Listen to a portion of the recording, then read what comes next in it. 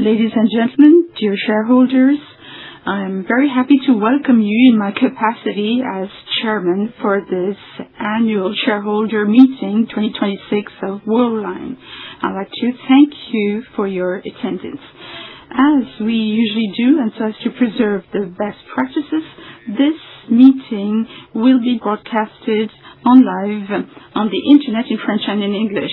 After the presentations of the management and the statutory auditors, we'll have a Q&A session. For those who are following this meeting remotely, you will also have the opportunity to put your questions via the internet, via the online broadcasting interface.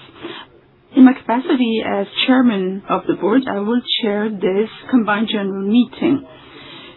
Besides me, for the company, we have Mr. Pierre-Antoine Bocheron, who is the CEO, on my left, Mr. Charles-Henri de Taffin, Secretary General, on my right, and our financial manager, Shrikan, who is besides Pierre-Antoine. I'd like to also thank the members of the board and the main managers of the group who are present in the room.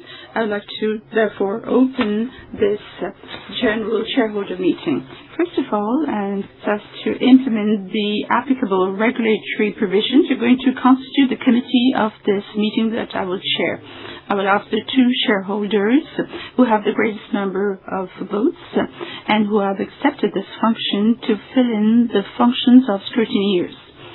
This is BPI France Participations, represented by George Lambourg, and Crédit Agricole SA, represented by Olivier Rocard. They are besides me, and I'd like to thank them for their presence here. The committee is constituted, therefore I'd like to ask Mr. Charles-Henri de Taffin, the Secretary General, to ensure the secretaries of this meeting. I observe the presence of Mr. Guillaume Arnaud, appointed by the Social and Economic Committee to attend this general meeting, Mr. Jocelyn Vernet from Deloitte and Associés, and Mr. Vincent Frambourg from Grant Thornton, who are our statutory auditors. They have been convened, and I'd like to also thank them for their presence here. I'd like to inform you that some people who are not shareholders, bailiff, journalists, and analysts also present here in this room. I'd like to give the floor now to Monsieur de Taffin, our secretary, who's going to talk about the documentation, the agenda, and the quorum. Thank you, Mr. Chairman.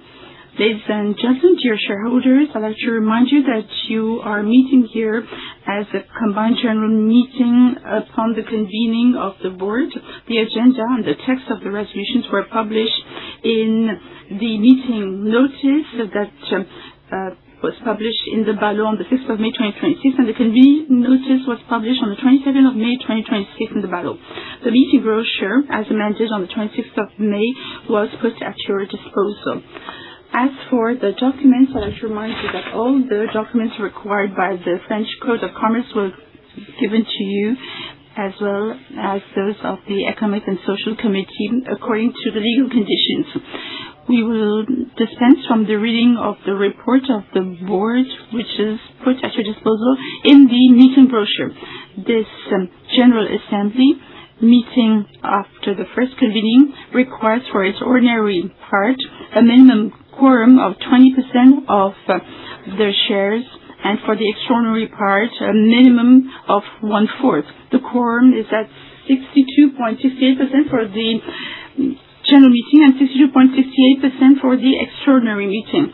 The quorum required for the ordinary and the extraordinary parts of the meeting have been reached, therefore. Now, as for the agenda of this general meeting, 27 resolutions will be submitted to your approval this year.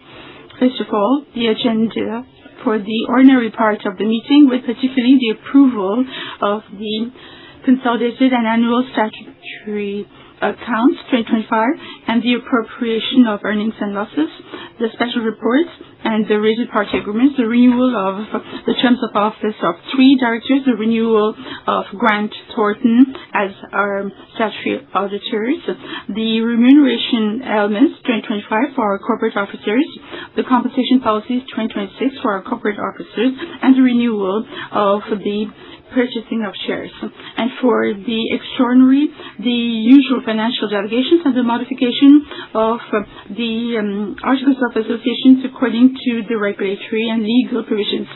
The company has not received any written questions or any request to add any additional point on the agenda, whether it's from shareholders or from the Economic and Social Committee. I'd like to give back the floor to the Chairman. Thank you, Charles-Henri. Ladies and gentlemen, dear shareholders, I'd like to present the program of this general meeting and the speakers who will take the floor during this meeting, therefore.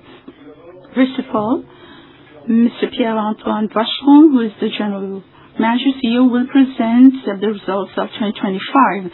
Srikanth Seshwardi, Financial Manager, will share the results for 2025 and the first quarter of 26. His presentation will be made in English. Headsets have been put at your disposal to listen to the French translation.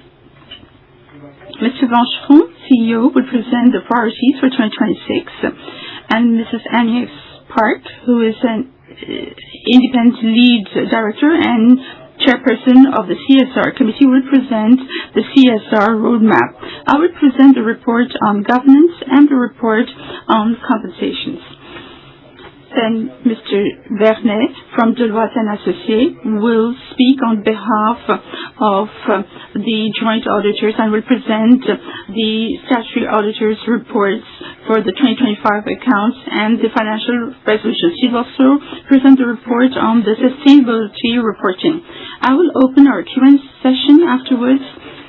Then the shareholders will be allowed to put questions during the session, and we will answer the questions transmitted via the live retransmission interface during this meeting. We will end our general meeting with the vote in the session of all the resolutions that were proposed to you, and we will announce the results. Ladies and gentlemen, dear shareholders, let's have a quick look at a video that's going to present the group to you.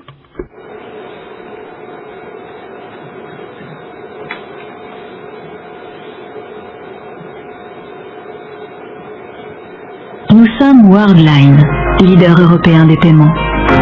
Une présence locale forte, au plus près de nos clients. Une expertise unique, au cœur d'un écosystème en pleine transformation. Des solutions qui couvrent toute la chaîne de valeur des paiements, du consommateur au marchand, en magasin, en ligne ou sur mobile. En 2025, nous avons posé de nouvelles fondations pour le groupe. Un recentrage stratégique autour de notre cœur de métier, le paiement, et de notre marché, l'Europe. Plus simple, plus focalisé, plus intégré. Aujourd'hui, nous accompagnons plus de 1,2 million de commerçants et 80% des 20 plus grandes banques européennes. Nous gérons 20% des cartes de paiement en Europe. Nous traitons plus de 480 milliards d'euros de volume marchand par an. Et nous contribuons chaque jour à faire fonctionner l'économie. Notre ambition, façonner les prochaines frontières du paiement. Chaque année, plus de 6% de notre chiffre d'affaires sont investis dans l'innovation. Porte-monnaie électronique, Wero, stablecoin, interopérabilité, commerce agentique, euro digital, nous aidons nos clients à préparer les usages de demain. Mais notre force, avant tout, ce sont nos équipes. 13 400 experts des paiements qui accompagnent nos clients et innovent. Nous sommes également engagés en faveur d'une croissance durable, reconnue par les principales agences. Aujourd'hui, Worldline est en mouvement. Un groupe recentré, solide et pleinement engagé. Worldline.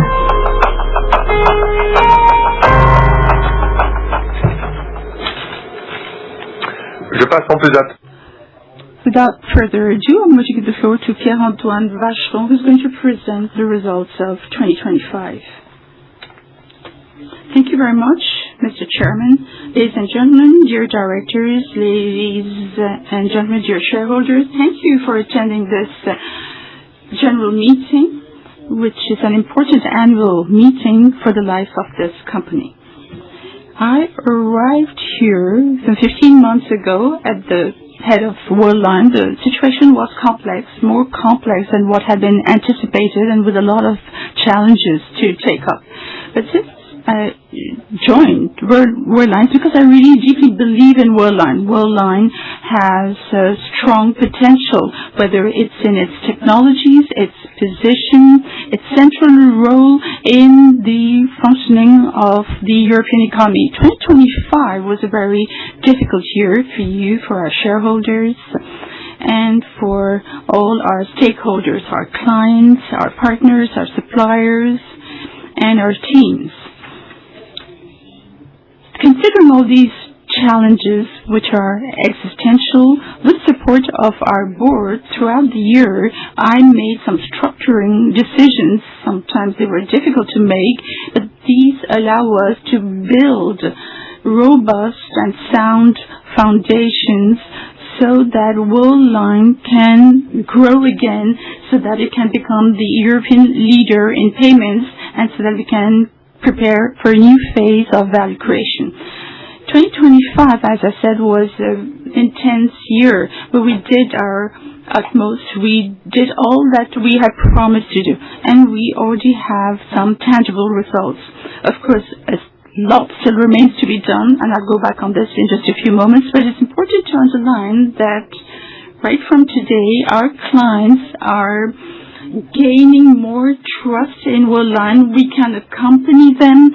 We can be their long-term support, and we can be a sustainable player. So the company is innovating. As you can see, the live agentic issue that we presented last week. We have tangible results and have no doubt that the efforts will pay off. The valuation of the company. But let's go back to what was done in 2025. We began on June 30th. We assessed our assets considering the company perspectives. 4.7 billion of impairment of goodwill. We have to go through that. We decided to refocus Worldline where we are strong, payments in Europe, so as to have all the chances to succeed in our integration and our transformation. And in order to do so, we have set up a pruning plan with 7 assets that we disposed of in less than 9 months. And these strategic and necessary disposals, we received 190 to 600,000 euros, 590 to 640 million euros. We obtained this cash.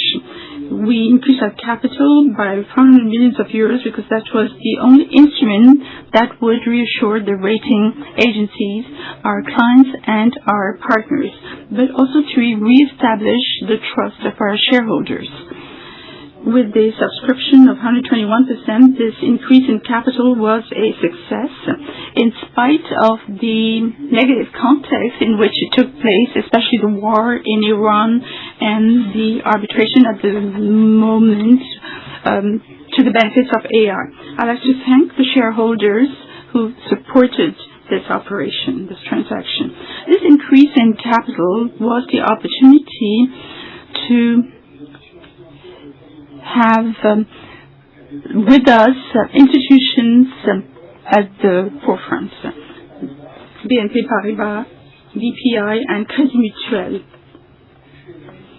These investments, these investors are reassuring for our clients, and they are coherent with our position as the European payments leader.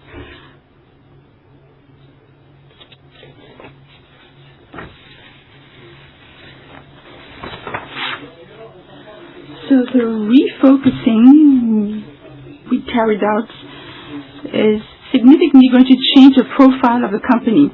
You have to remember the reference revenue for 2025, 3.6 billion euros, and especially the reduction in 40% of our sites, 30% of our workforce because of our disposals. Worldline is simpler now. It's more easy to maneuver Worldline to carry out this transformation. Worldline is now focusing on its core businesses, payments in Europe, and is a giant on the European payments scene. You saw it in the film. 1 payment card out of 5 is processed by Worldline. 1.2 billion of merchants use our services for 480 billion of euros of volume each year, the equivalent of GDPs of countries like Romania and South Africa. Worldline is systemic in many key markets in Europe: the Netherlands, Germany, Switzerland, France, Belgium, Greece, Finland, just to mention a few. This European presence is unique and is a major strategic advantage in an area where our ability to innovate is very significant.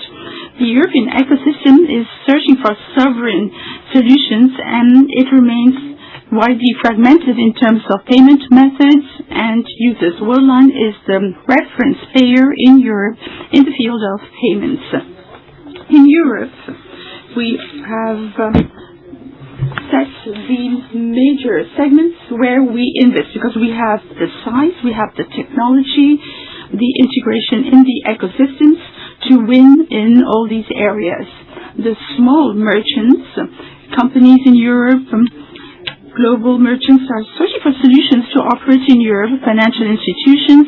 These are our priorities. And for each of these segments, we have identified specific growth objectives with the investments that are required so that we can reach these objectives.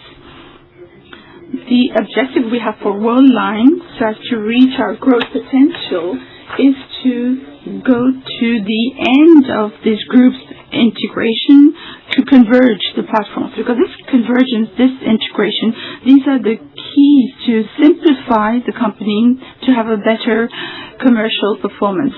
And that is the objective of the North Star plan that we disclosed during our Investor Day on the 6th of November 2025, with 2 clear objectives: to have a comparable growth to that of the market and generate more than 210 million of additional adjusted EBITDA by 2030.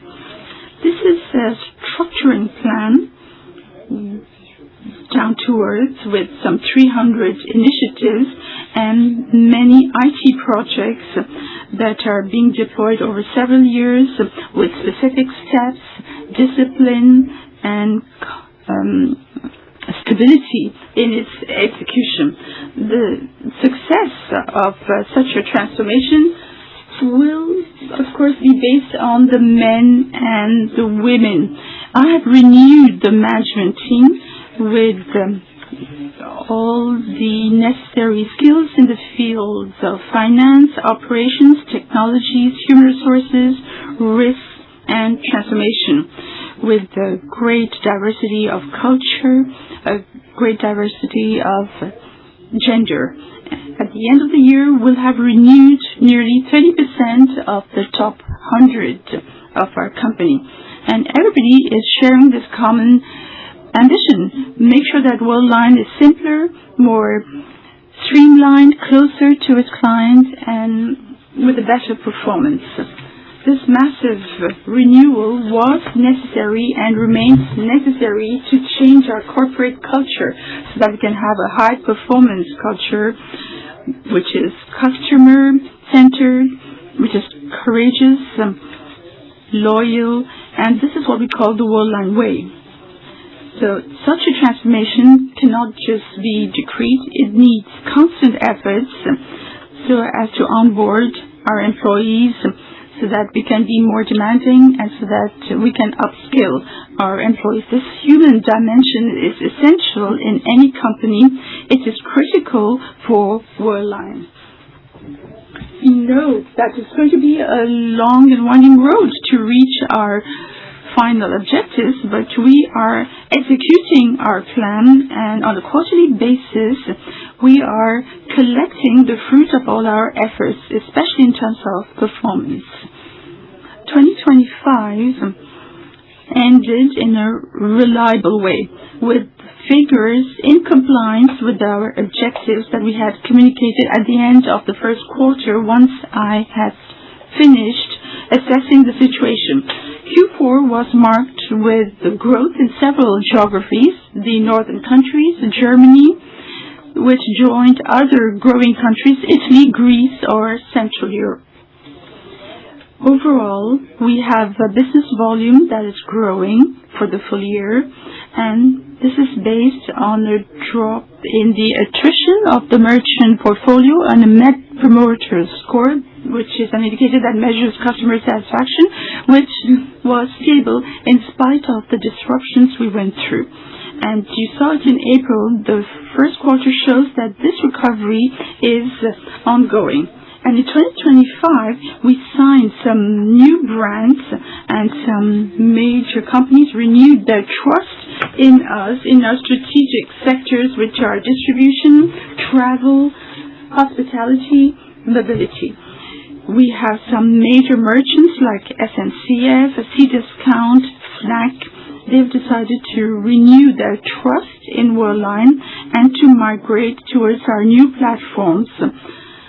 And they have accepted to use e-commerce. And we have a new will to conquer and sign partnerships to accelerate the distribution of our solutions among the smaller merchants. And here we have Orderman and Pay App that you can distinguish, or to enrich our offering with ePay and ULend. And this signature, this partnership, these are encouraging signs because they demonstrate the quality of our solutions and the trust that these clients and these partners are giving to Worldline to accompany them in their development over time beyond the ups and downs we've been through in the past few years. As for the financial institutions, the situation is quite dire, and you saw it in our figures for the first quarter. These figures are not reaching our ambitions because we've lost some contracts in the past few years.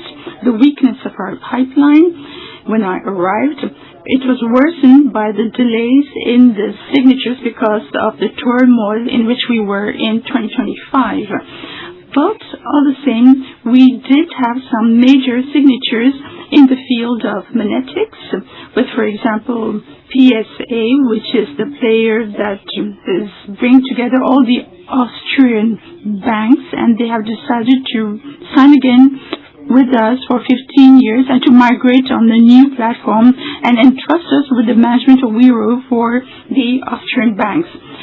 In bank transfers, we have some very good contracts, and in our digital offers too, we have renewed our partnership with Visa. And for the financial institutions, what you must remember is that we have the technology that the banks require to do better, to become more modern, and banks need European players, and there are very few European players like Worldline.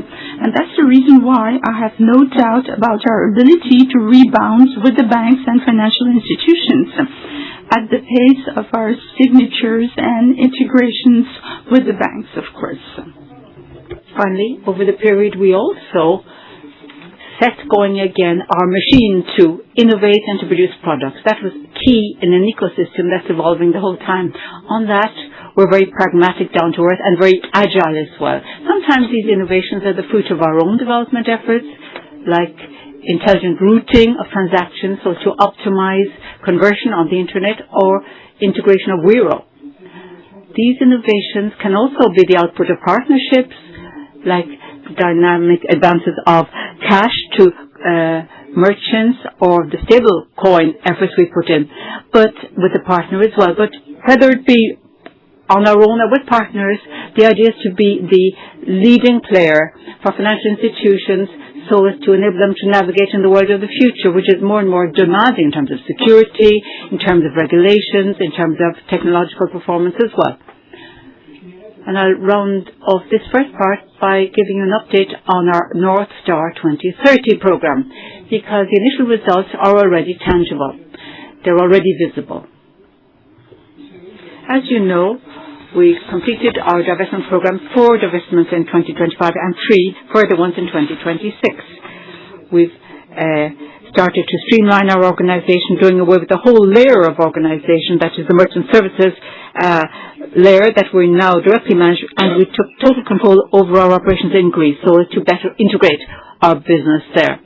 In terms of convergence, we've already noted real-life results that are really worthwhile. We decommissioned in 2025 4 platforms and one further one in the first quarter of this year.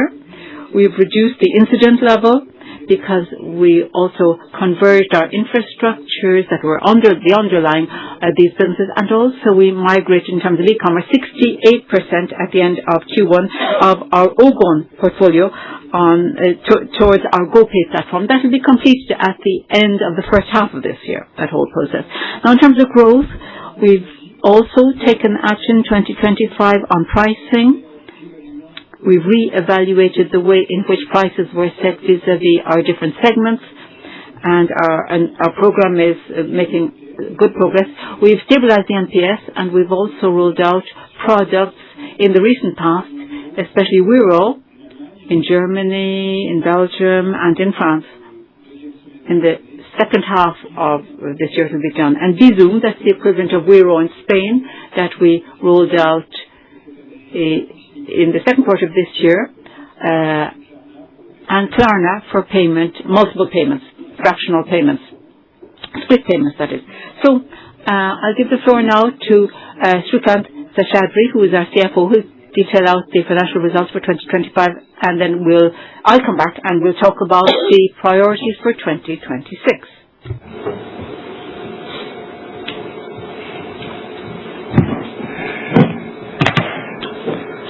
Merci Pierre-Antoine. Bonjour à toutes et à tous. Thank you, Pierre-Antoine. Good afternoon, everybody. Thank you for being with us today. I'm very happy to present to you our results for 2025 and confirm our ambitions, our financial ambitions, that is, at this AGM, this combined AGM. I'll pursue my presentation in the English language, if you don't mind, and you will have simultaneous interpretation into French for those who desire to listen to the French language. Before talking about Worldline's 2025 performance and the first quarter of 2026, let me detail the significant progress we've made in terms of our portfolio pruning strategy. The seven items that you see on the screen are the deals that we've signed, and we've already closed 5, as Pierre-Antoine mentioned. The closing of India and Australia is expected now in the second semester. With the refocus now, we are 98% Europe and 100% payments. On this slide, you see on the left-hand side the numbers related to the scope before the divestments of 25 and 26.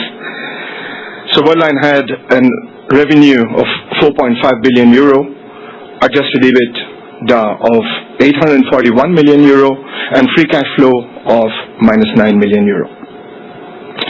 What you see in the center column is our published scope governed by IFRS 5, which is the International Financial Reporting Standard for discontinued operations and assets held for sale.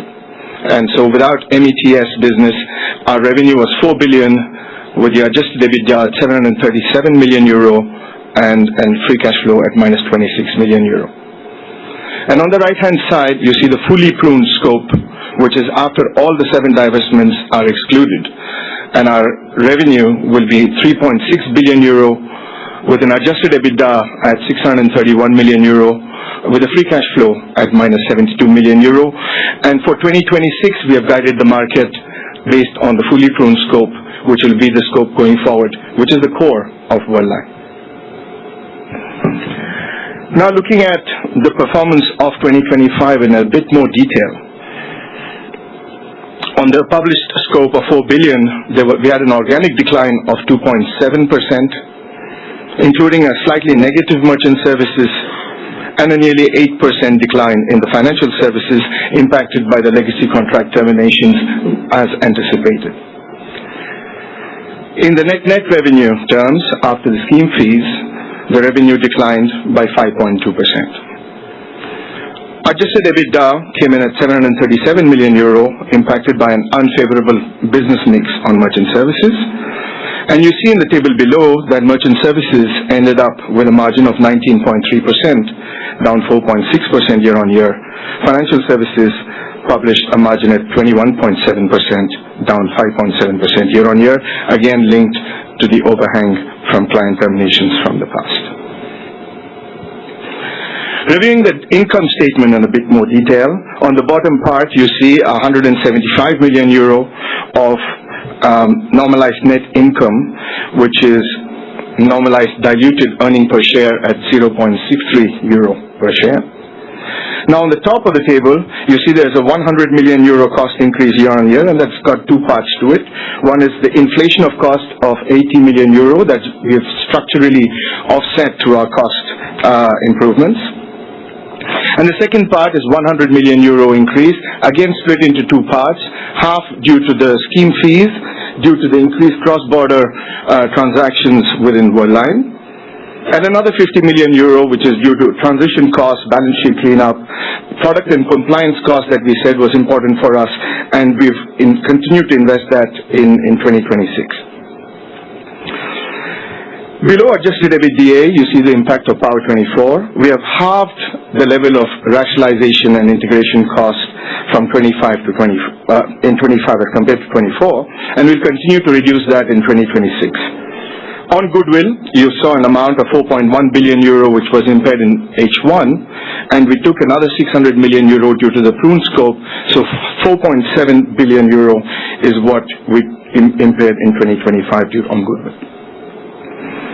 The second aspect as well that you see related to TSS, which is our share of Ingenico preferred shares, which we have now completely impaired, the 290 million euro based on the business plan we have received from them. And if we move to the free cash flow now, year on year we saw a reduction of 150 million euro, largely driven by the EBITDA decrease of 230 million euro that we've just seen. On the other side, we stabilized working capital. We halved the level of hard inventories from 70 million to 30 million that you'll see in the next slide. So while the interest cost increased, the level of Power24 cash out reduced, and 2026 will mark the end of spend on Power24 cash out. Relating to debt evolution, we see year on year there's an evolution of 200 million euro. Again, it's got two parts. One part is due to the merchant portfolio that we got in Italy related to Credem, from which we've got new merchants in order to grow our business. And the second one is related to the cash from discontinued operation, the asset held for sale, for 186 million euro. That's not part of continuing operations anymore. Looking at the balance sheet now, December 2024 is not restated. December 2025 is with the asset held for sale. So when you look at the size of the goodwill, that's obviously the most notable one. We went from 9 billion to 3.8, so a 5.2 billion reduction. 4.6 billion that I already talked about, and another 600 million due to the goodwill in the asset held for sale. We discussed in the previous slide on the reduction of inventories, halved it from 72 million to 33 million euro. And the third aspect is in terms of cash at the end of the year, we ended up with 1.1 billion as anticipated, 900 million in continuing operation and around 200 million in discontinued scope. Now moving on to the first quarter of 2026. On a fully pruned basis, i.e. without the 7 divestments that we've talked about, we had a revenue of 831 million euro as compared to 835 in the same time the last year, giving us an organic decline of 0.5%, fully in line with expectation. Merchant services has turned positive for the first quarter. You see the plus 1.6%. It's the first time that it has turned positive since Q4 2024. Albeit boosted with some non-recurring positive items, we do see volume momentum in our business on both in-store and online channels. Small and medium business, we said, was a strategic axis for us. We've started to stabilize the churn. Switzerland and Benelux is still in recovery phase. Enterprise is growing, especially in the mobility and self-service kiosk. We have a niche here and we start to grow. Global commerce, travel and hospitality has remained solid. Despite the macroeconomic factors, it has not shown an impact as of date. We addressed the digital goods recovery. We've changed the management and we start to accelerate them. Financial services declined by 7.4%, reflecting previously decommissioned contracts. We did say during the CMD, Capital Markets Day, and during our full year results, we have a 60 million euro impact for the full year, which is quite linear, and we've seen the first quarter impact. We start to rebuild the growth on financial services and start strengthening our commercial pipeline. And we do see some product traction, shift in the client behavior, getting more assured, especially after the capital increase, thanks to you all. Now looking at liquidity, and that would be my last slide. We reinforced our liquidity. So in terms of cash, we landed at 1.1 billion euro as we anticipated end of 2025. Now, this has been reinforced with the equity of 470 million euro, which was extremely crucial for us from the capital structure point as well, in order to keep the rating. We've got the undrawn revolving credit facility at 1.125 billion euro, which acts as a source of funds, especially for the rating agencies, and that's without any covenants. Additionally, the M&A proceeds of 580 million euro received to date from the 5 deals, and another 40 to 50 million euro to go from the 2 deals that is remaining to be closed in India and Australia. The use of proceeds is the pay down of the puts. So we have 2 puts. Pierre-Antoine mentioned Greece. Now that we are owning 100% of Greece, and we paid 72 million there. And we'll have the put of Italy, which will crystallize over Q3. We will also use these funds in order to buy back, in order to retire the convertible bond of 414 million euro that matures in Q3. Our strategy is therefore clear. The primary objective is to deleverage the company, as well as reinvesting into our business through our North Star transformation plan, to then give us the longer term of capital allocation optionality in the future, as we've maintained consistently. Thank you for listening. I'll now hand you over back to Pierre-Antoine.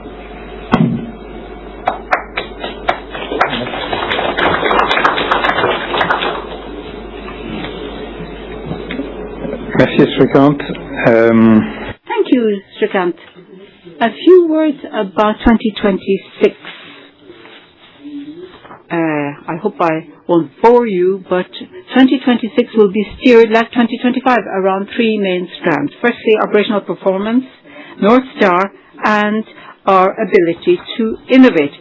Firstly, operational performance. That's important because we know that 2026 is a year of transition, financially speaking, and I can reassure you about the underlying business activities that we have, so as to reassure you about the progress we have been making and will continue to make. Now, we've defined some indicators that will enable us to be reassured about the future, that our business is being beefed up, and the attrition rate for small merchants, that should be down for the full year, was stable in Q1 of 2026. We'll see also an improvement of the Net Promoter Score for each geography we have and for each business activity.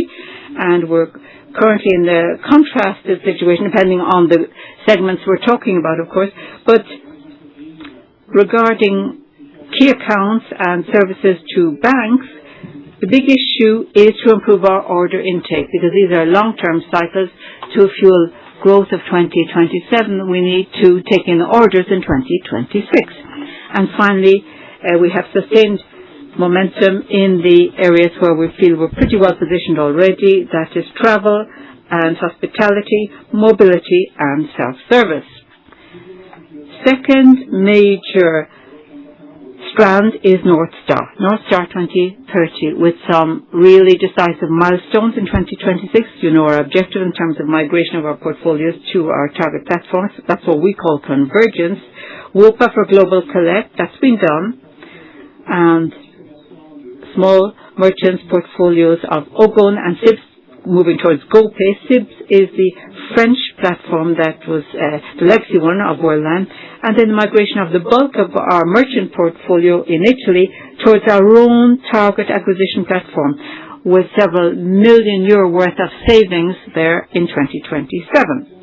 In terms of streamlining, we have the objective of closing down 6 legal entities and handing back a license that we have, closing down 2 data centers, and we also intend to close down 7 geographical sites, physical sites.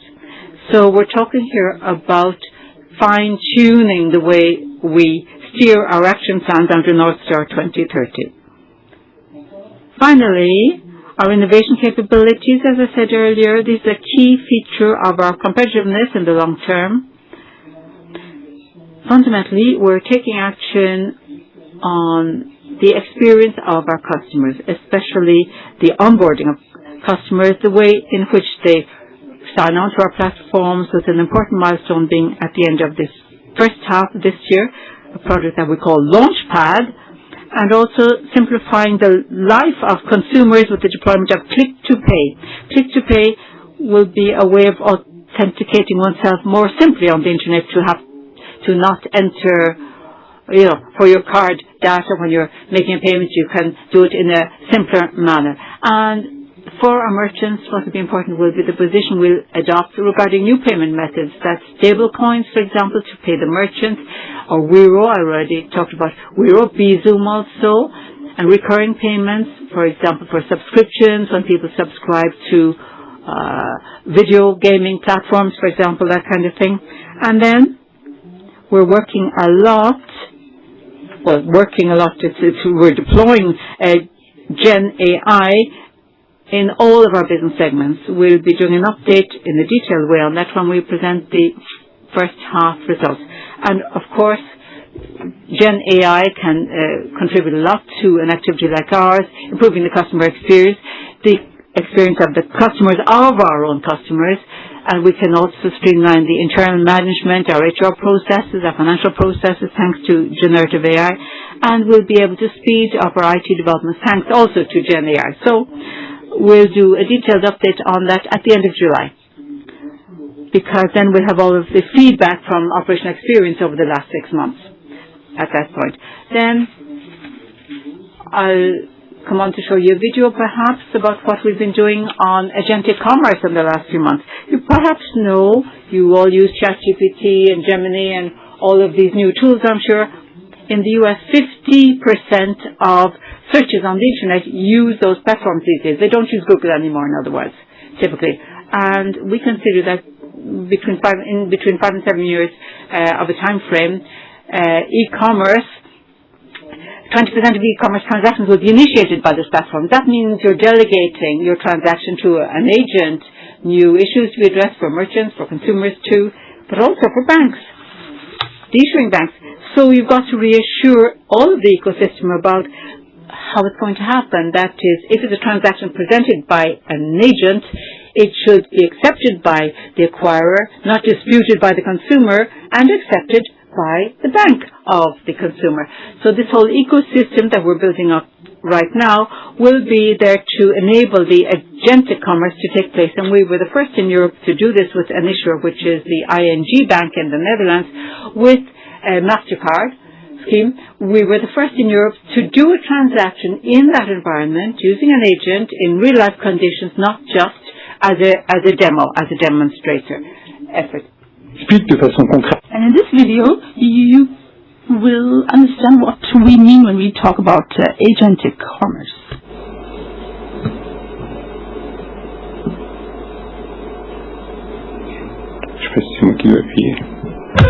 Une conversation, un paiement, une nouvelle façon d'acheter, le commerce agentique, une collaboration ING, Mastercard et Worldline. Le consommateur crée un compte sur le site d'un commerçant. Il ajoute sa carte bancaire, tokenisée en toute sécurité pour ses futurs achats. Le consommateur indique à l'assistant ce qu'il souhaite, quelle expérience, avec les dates, le lieu et son budget. L'assistant trouve les options correspondantes. Le consommateur choisit sa préférence. Le consommateur confirme et demande à l'assistant d'acheter. Rien ne se passe sans son autorisation. Le consommateur valide une demande d'authentification 3D Secure dans son application bancaire. Le paiement est effectué en toute sécurité.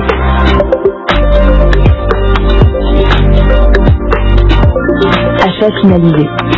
Billet réservé.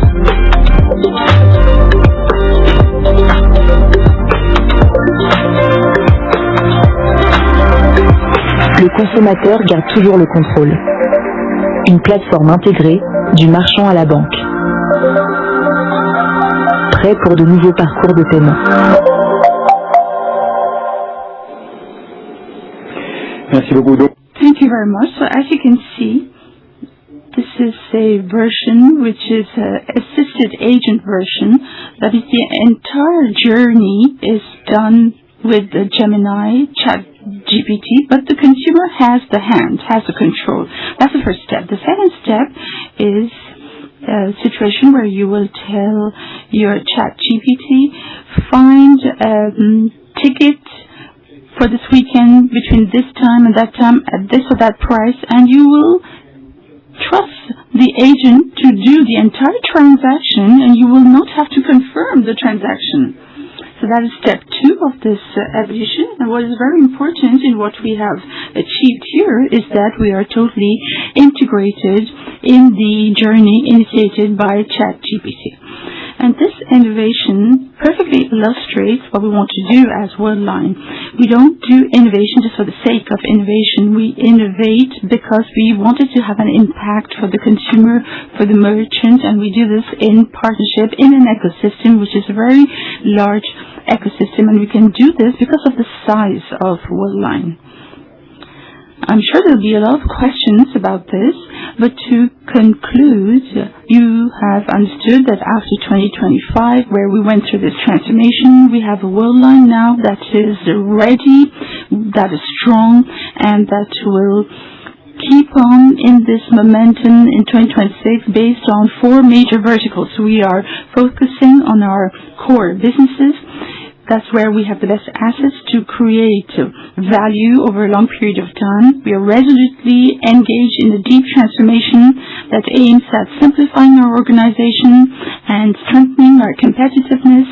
We are extremely disciplined in the execution of our strategy with a particular attention on operational performance and value creation. And finally, innovation is part of all this. Ladies and gentlemen, I'd like to conclude by saying that this year, 2025, was a turning point in the history of Worldline. We made some strong decisions to refocus our activities and begin a deep transformation of our operating model. All this work accomplished since a year is allowing us to see the future more clearly, more strongly, and with greater trust. We are observing the first signs of improvement, and the ongoing exchanges we have with our clients and partners are confirming that we are in the right direction. These results were made possible thanks to the work of all the Worldline teams. I'd like to deeply thank them for that. And of course, there's still a lot remains to be done, but we have the foundations. We're on the right track.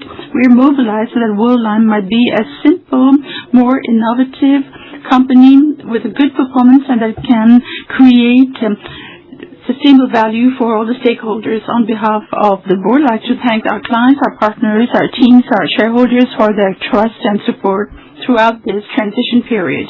Because it's together we will achieve this ambition, make Worldline the European payments leader. Thank you.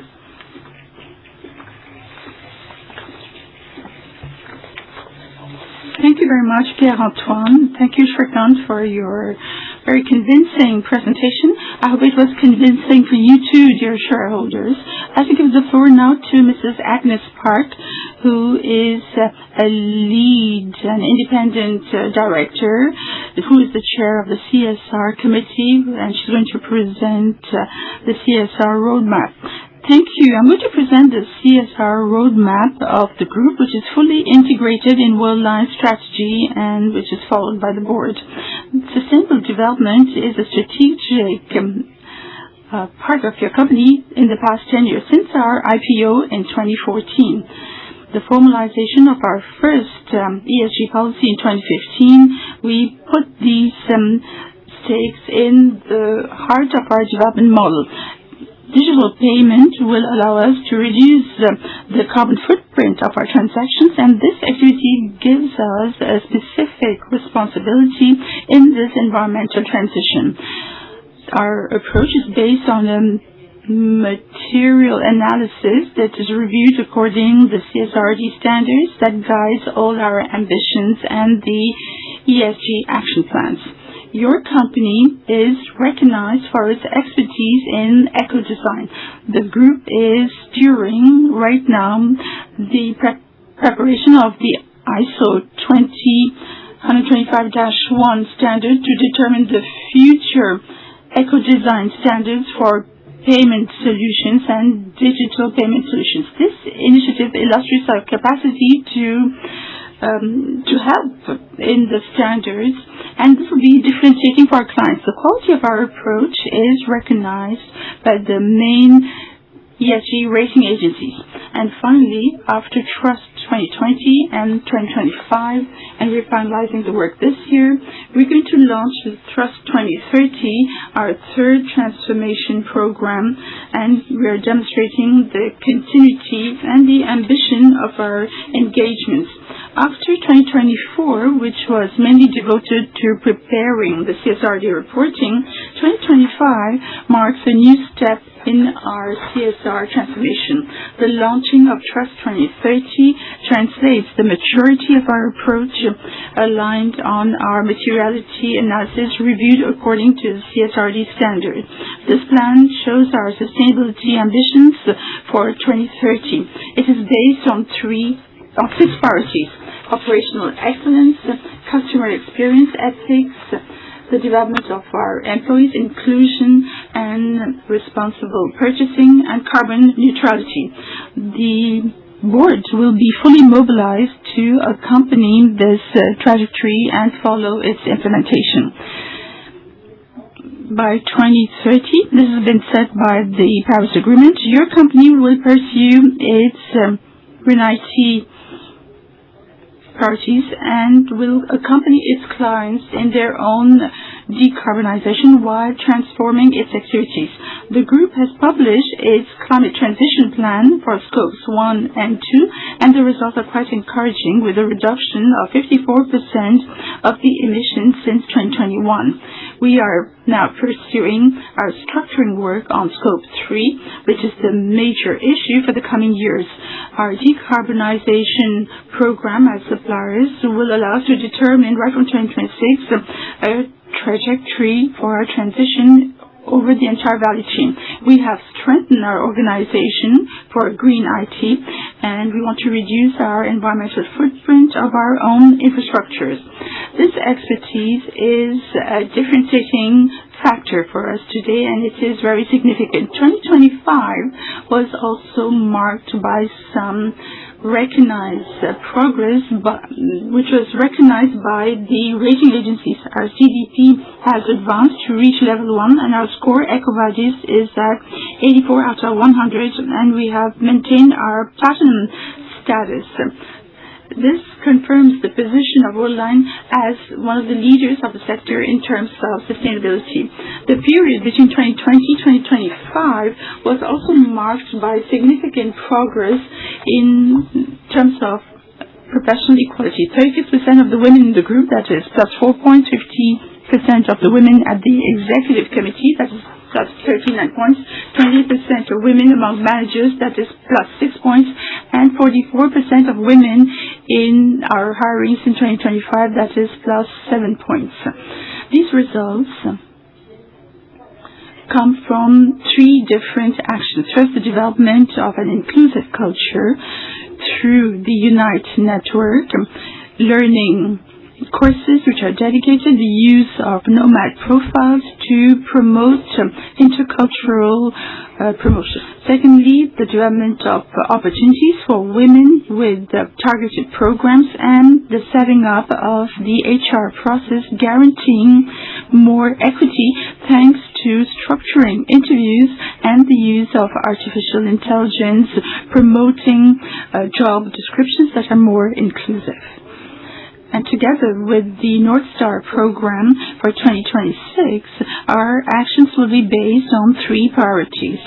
First, to make equity between the genders more sustainable in the group thanks to several provisions that will be monitored and strengthened.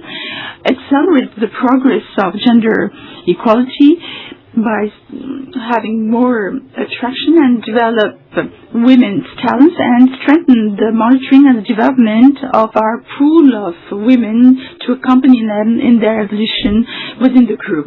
These orientations will guide our actions to pursue all the progress achieved in terms of equal opportunities in 2026. I'd like to thank Sébastien Mandron and Annika Trant and their teams for the excellent work provided in 2025. Ladies and gentlemen, I'd like to thank you for your attention to give the floor back to our chairman.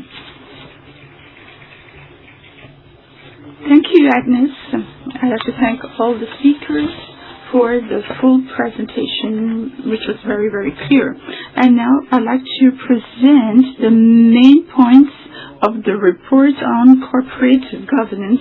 To go back on the composition of the board, its activity in 2025, and the renewals and changes that will be proposed this year. To begin with, I'd like to tell you that all the details, especially on governance, our activities and ambitions, figure in the Universal Registration Document 2025, the convening brochure and the addendum that are put at your disposal, and I invite you to refer yourselves to this. The board has 13 directors, 7 independent directors, 4 directors who stem from our shareholders and strategic partners, and 2 employee directors. We have a representative from the Social and Economic Committee who is invited at our board meetings, but he has no voting rights. So your board has an independence rate of 64%, 36% women, and a strong international dimension with 64% of directors who are non-French. Since 2001, the board has changed the size and changed its composition with 2 objectives. First, to reduce its size that had significantly increased after the acquisition of Ingenico in 2020, and secondly, strengthen the complementarity of all the profiles. This approach was pursued rigorously in 2025. It was accompanied by a renewal of its composition so as to have a greater diversity of its profiles, to enrich it with new skills, and to strengthen its complementarity. I'd like to remind you that in 2025, 1 director, independent, Rodolfo Zolinsky, was appointed by your meeting to prepare a fluid and efficient transition for the chairmanship of the Audit Committee in due time. And the board has taken due note of the wish of Mr. Aldo Cardozo not to renew his term as a director, which will expire this year after 12 years of commitment in our body. On behalf of all the members of the board, I'd like to deeply thank him for the exceptional contribution he provided to our group. The rigor with which he carried out his functions, especially as the chair of the Audit and Risk Committee, and the excellence of his work throughout his term. At the end of 2025, the board has taken due note of the resignation of Julia Fitzpatrick, who had been appointed upon the proposal of 6th Group. This resignation took place after the announcement of 6 Group not to take part in the capital of the company because of its own priorities. This general meeting is part of this idea to reduce the size of the board. I'd like to underline that the work is carried out with the appointment committee, and we want to apply the following principles: equal treatment of all the directors, balanced representation of the main shareholders and strategic partners, compliance with the legal demands and the recommendations of the AFEP-MEDEF Code. To maintain a high level of independence, the complementarity and the adequation of profiles and competencies, and finally the respect of our diversity and non-discrimination policies. And now, let's go on to the activity of the board and its committees in 2025.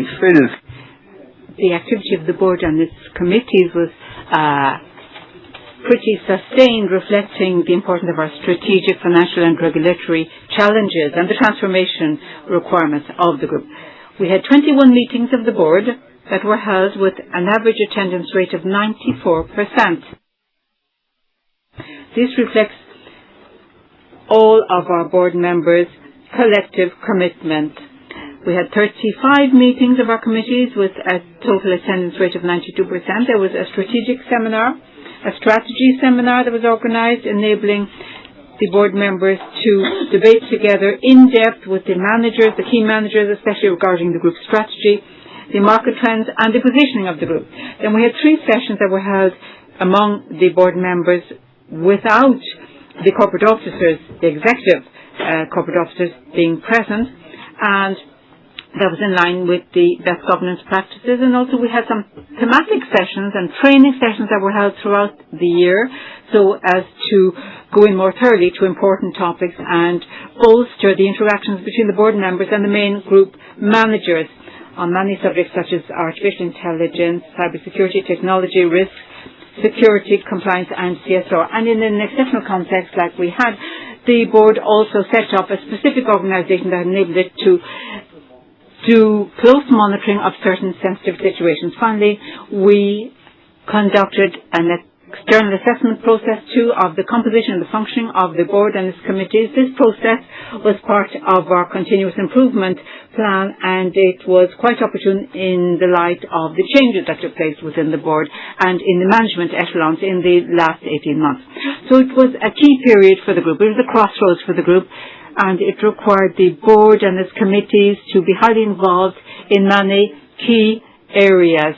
The main work of the board in 2025 focused in particular on the strategic plan. The board supported the pruning of the businesses of the group so as to refocus on payments in Europe.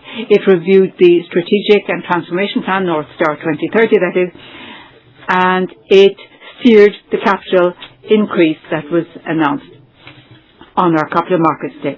Financially speaking, the board monitored the group business activities, its performance, its trajectory, its budget, its financing strategy, and also took care of the quality of financial communications.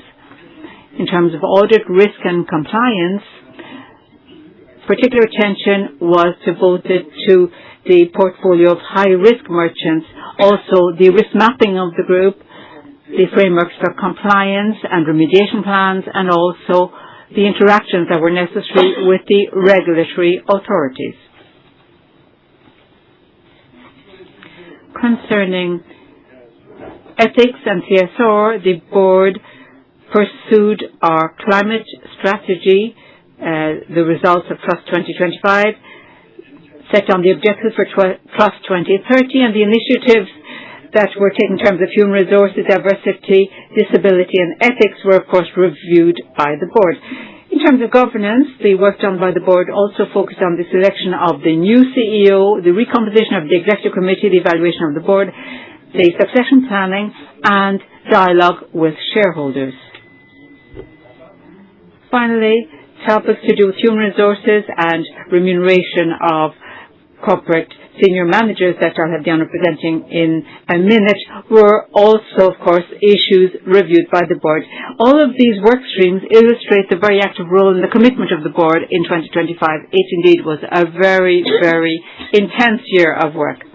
So to preserve the balance in the composition of the board and bolster the complementarity of the profiles we have and their correspondence with the requirements of the board, given the context and the strategy of the group, the board proposes, at the recommendation of the nomination committee, that you should approve the re-election of Thierry Sommelet, whose term will expire, and also the early reappointment of two lady independent board members, Nazan Sommer-Ozulgin and Sylvia Steinman. Firstly, the board suggests, at the recommendation of the nominations committee, that you should reappoint Thierry Sommelet. He's been a board member since 2020. Thierry Sommelet was appointed at the proposal of BPI France Participation, which is one of the core strategic investors that bought into the capital increase that was finalized in March of 2026. The stake and the voting rights of BPI France have now exceeded 10%, so he's not deemed to be an independent board member anymore, even though it's not a controlling interest and there is no conflict of interest. Thierry has more than 20 years' worth of experience in private and public investments in the sectors which are technology, media and telecommunications. He brought to the board and to the board's committees his in-depth expertise in terms of governance, investment and technology. His average attendance rate of the board and the board committee in 2025 was 87%, and that reflects his commitment and his complementarity with others and his deep-seated involvement. In order to stagger in a balanced way the terms of office of our board members and limit the number of reappointments that would need to be done simultaneously in 2025, the nominations committee of the board talked to each of the board members and considered it was opportune at this point to anticipate the reappointment of two of our board members. That is Nazan Sommer-Ozulgin, who has been an independent board member since 2020. That's proposed to you as a recommendation by the nominations committee. Nazan has occupied and still occupies high-level positions in different groups and sectors of industry, and she has been a board member in many well-known banks and listed companies. She has wide-ranging knowledge of the banking sector and the payments industry, and has sound competencies in terms of finance, audit, risk, compliance and governance. She's taken part in all of the meetings of the board and the committees that she's been a member of in 2025. If her term is renewed by your meeting here today, Nazan would remain a member of the audit committee and would take over the chair of a new committee, which is the risk committee, which has a key role in the governance of the group in this stage of its transformation.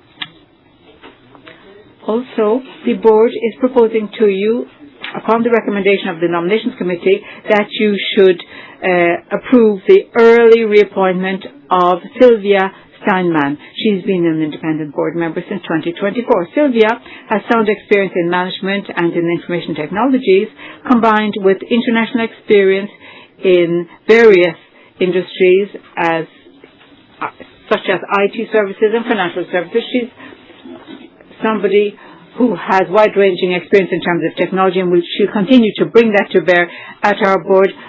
But she's also got sound knowledge of governance and risk management matters.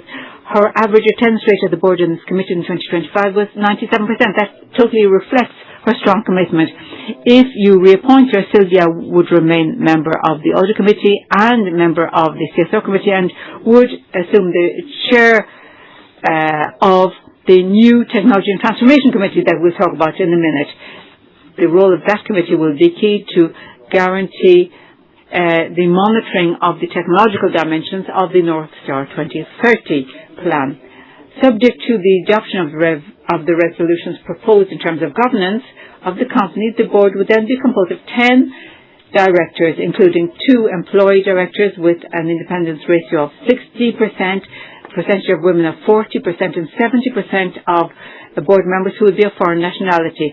That testifies to the strong international dimension of our board of directors and our company.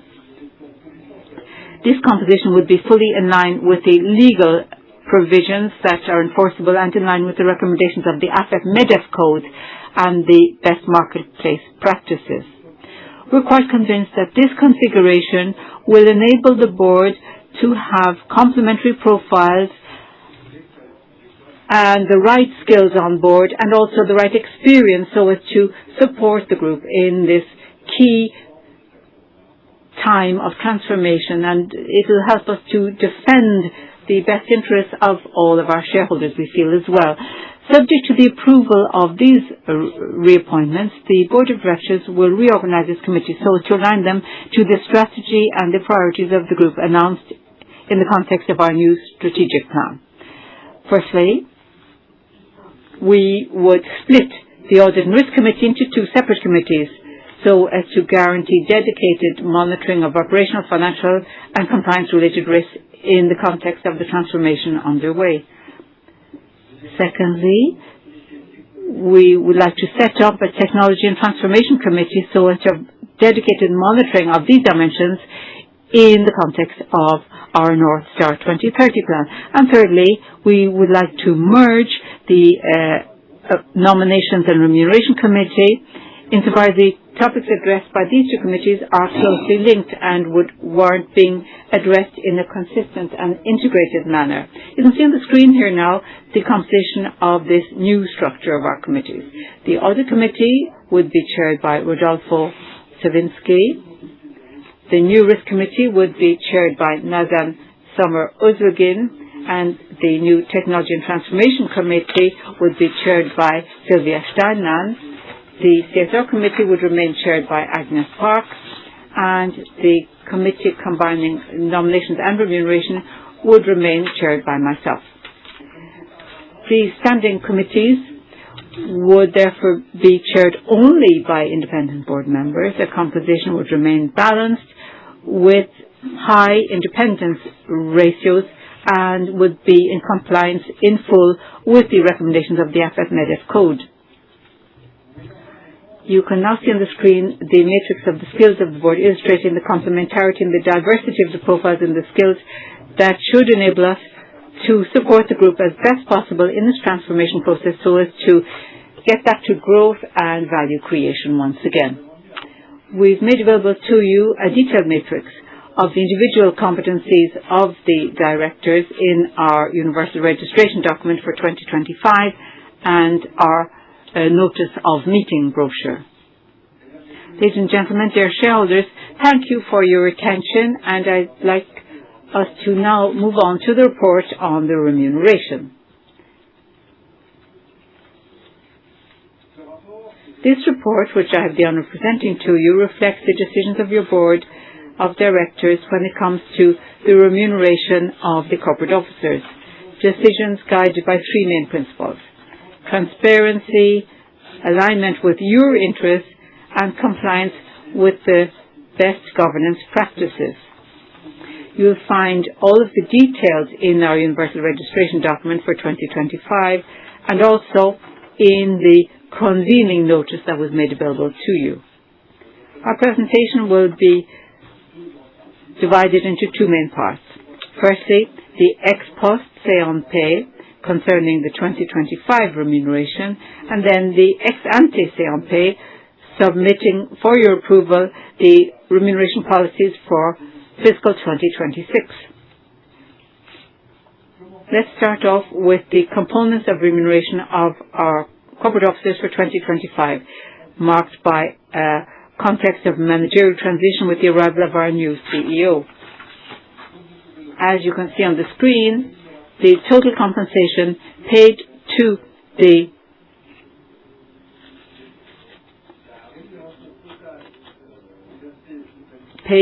the board members stands in 2025 at €1,026,005, which remains below the total package, the annual package that you approved. I'd like to recall too that the employee board members and the board members appointed at the proposal of shareholders did not receive any remuneration in respect of their terms of office, as was agreed. The annual fixed compensation of the Chairman of the Board of Directors stands at €375,000, as provided for in the remuneration policy. Under Resolutions 9 and 10, we're proposing that you should approve these items of compensation. This is a pure enforcement of the policy that you yourselves approved at the General Meeting on the 5th of June 2025. Let's move on now to the components of compensation for 2025 of our CEO. I'd just like to remind you that Pierre-Antoine Vacheron took office on the 1st of March 2025, and the compensation policy for 2025 approved by your meeting last year comprised certain specificities applicable only for the year of managerial transition in 2025. You can see on this slide a recap of the remuneration allocated on a pro rata temporis basis in 2025, which remains quite less than the target remuneration provided for by the 2025 remuneration policy. The components allocated reflect the strict application of the remuneration policy for the transition period approved by your meeting in June 2025. Concerning the annual fixed remuneration, given the fact that he took office on the 1st of March 2025, the fixed remuneration was computed on a pro rata basis, €583,333, that is, paid out on an annual basis, therefore, of €700,000. Concerning the annual variable remuneration, this was appreciated on the basis of the objectives and the budget defined before the arrival of Pierre-Antoine within the group in March 2025, without any later adjustment being made. The criteria didn't reach their triggering threshold, so the minimum threshold of payment of 90% that was agreed upon at the time of recruitment of the new CEO was applied in line with the transition policy we had in 2025. The 2025 remuneration policy provided also for the possibility for the board of applying a multiplying coefficient, enabling us to take account of the more qualitative performance of the CEO, dimensions which by nature are not reflected in purely quantitative indicators. On the basis of the evaluation conducted by the Remuneration Committee, the board initially decided on a coefficient of 110% so as to acknowledge his performance since his appointment and give a concrete signal of the support of the Board of Directors, especially with regard to the following items: sound performance since he took office in a difficult context, the efficient management of unforeseen events arising from circumstances that prevailed before his term was started, his leadership in leading the teams and the group in general, the definition of the strategy of the group via the North Star 2030 plan, the operational launch of the transformation of the group aligned with this trajectory, and also tangible progress in stabilizing the group's business activities and the start of the turnaround. However, we want to guarantee the best alignment possible with the interests of the shareholders in a year that was marked by a stock market performance that was still disappointing, and the board decided, at the proposal of the CEO, to not apply the multiplying coefficient of 110% initially contemplated, and to stick with just the application of the minimum threshold of 90% provided for in the transition policy.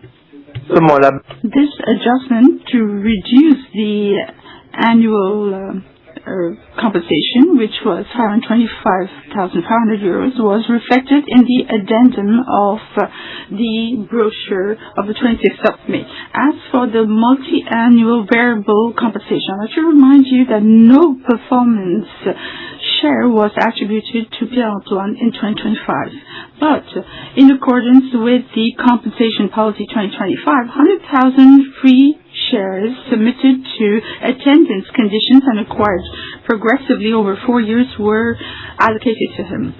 I'd like to go back to the context in which this allocation had been decided. At the time of taking his office in March 2025, this allocation was valued based on the stock price at the time, and the overall value over 4 years was then assessed to roughly €750,000. €250,000. This allocation aims at offsetting the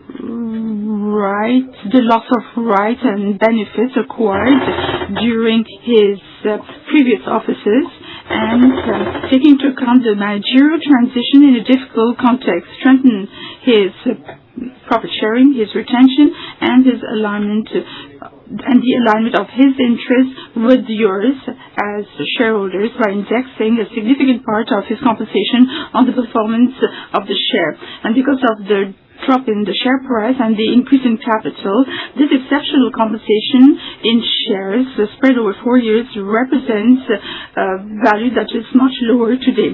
On the whole, the overall compensation in 2025 of our CEO is under the lowest quartile of the SBF 120, and it is in this framework that we are proposing you to vote upon resolution number 11. Now let's go on to the compensation policy of our corporate officers for the fiscal year 2026.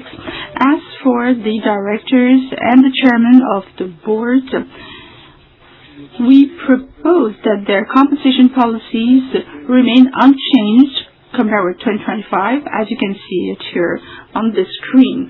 The annual global envelope allocated to the directors remains fixed at €1.2 million, which is stable since 2020. The fixed annual compensation of the chairman of the board remains fixed at €375,000, and he's not eligible to the compensation of the directors. Now let's go on to the remuneration, the compensation policy of our CEO in 2026. As you can see on the slide, the structure proposed for 2026 is related to the performance and characterized by a significant component in bonus shares to ensure the retention effect. More than 10% of his total compensation is directly related to the performance, translating a strong alignment with value creation for our shareholders. Besides, this compensation policy is relative because the nominal part is aligned with the lower quartile of the SBF 120, and the multi-annual variable share in shares is under the average for most of it. Although last year we want to strengthen the profit sharing and the success of the transformation plan, the North Star strategy, to reinforce the alignment of the interests of the shareholders. As for the annual variable compensation, the board, upon the recommendation of the compensation committee, would like to have a more demanding framework than the one retained in 2025 in the context of managerial transition. So the minimum payment threshold of 90%, which was specific for the managerial transition period, has been removed. No payment will be carried out if the cumulated rate is under 60%. The mechanisms are followed by fixed cap of 150% of the fixed compensation, which is a mechanism, a clawback mechanism. As for the compensation policy or the variable multi-annual compensation, the board proposes a system adapted to the group's context so as to preserve the incentives and which will follow the group's transformation. We plan to allocate performance shares, and the number must correspond to the amount of €1,050,000, 150% of the fixed wage instead of 100% planned last year, calculated based on the average of the closing price of the 3 previous months according to the attribution date. This system is submitted to performance conditions appreciated during the period 26-28, determined on the basis of the budget which is approved each and every year by the board. A mechanism limiting the compensation possibilities have been set up. If the financial criteria do not reach that threshold, the overall financial pillar will be capped at 70%. No compensation between the financial criteria and the CSR criteria is possible. The objective to this plan, which is characterized by a close link with the group's performance and its value creation, this is to restore an efficient clawback mechanism and to align the interests of the shareholders over the long term. This policy will be the subject of a re-examination in 2027 according to the group's situation. Now let's end with the free share plan 2026. This plan will be the subject of the 25th resolution, which will be submitted to you later on. The overall envelope required stands at 3% of the share capital. This envelope takes into account the current market context with the low market value, and the group wants to encourage its key talents to realize their transformation and find the path back to value creation. This plan is there to accompany the group's transformation and support the commitment of the managers and key contributors and strengthen their alignment with the long-term performance of Worldline. It is exclusively on performance shares submitted to very demanding conditions which are set each year by the board. Ladies and gentlemen, dear shareholders, I'd like to thank you for your attention, and I'd like to now invite Mr. Jocelyn Vernet from Deloitte et Associés, representing the joint auditors, to present their reports for the 2025 accounts and the financial resolutions that will be submitted to your approval. He will also present his report on the sustainability reporting. Thank you, Mr. Chairman. Ladies and gentlemen, dear shareholders, on behalf of the joint auditors of Worldline, Deloitte and Grant Thornton, I will tell you about the execution of our missions for the 2025 accounts. We have issued 10 reports, 9 on resolutions submitted to your approval and concern the annual financial statements of Worldline SA, the consolidated financial statements, the operations of the capital planned in the resolutions that will be submitted to you. That means resolutions 16, 17 to 21, 24, 25, and 23, and the related party agreements. One report will not have a resolution. This concerns the certification of information on sustainability, which figures in the group's management report. I suggest not to read our reports, but to summarize the main points. So first of all, as for the report on the financial statements, our report on the consolidated financial statements presented on pages 2030 to 234 of the URD, and the one on the annual accounts on pages 207 to 210. Our work in compliance with our professional standards can give you a reasonable assurance that the consolidated accounts do not bear any material misstatements. And our audit plan, as well as the conclusions, were presented to the audit committee and the board. Our two firms worked in France and internationally in all the significant entities of your group. Our approach and our diligences have been adapted to the various activities of your group so as to take into account the specificities in terms of regulations, risks, organization, internal control system, as well as the important or non-recurring operations. Within our framework, we have paid particular attention to the assessment of, to the application of the booking principles to review the various material misstatements. Our reports on the accounts state the key points of our audit as well as the diligences we have implemented to meet them. For the annual financial statements, only one key point has been identified, that is the assessment of the securities. For the consolidated financial statements, we have paid particular attention to 3 points. The assessment of the goodwill, which stands at 3,840,000 euros, net value at the 31st of December 2025, booking of the revenue stemming from the transaction activities, the classification and the assessment of the assets held so as to sell the discontinued operations in the compliance with standard IFRS 5.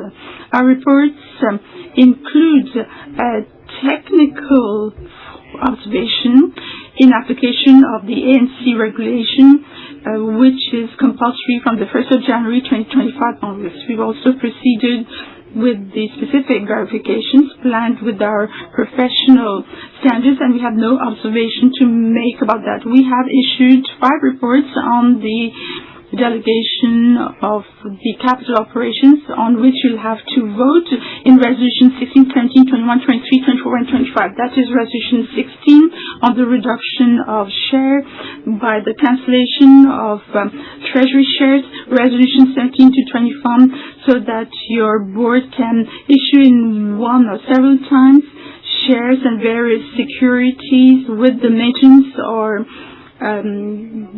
the suppression of preference subscription rights, the Resolution 23 for the issuing of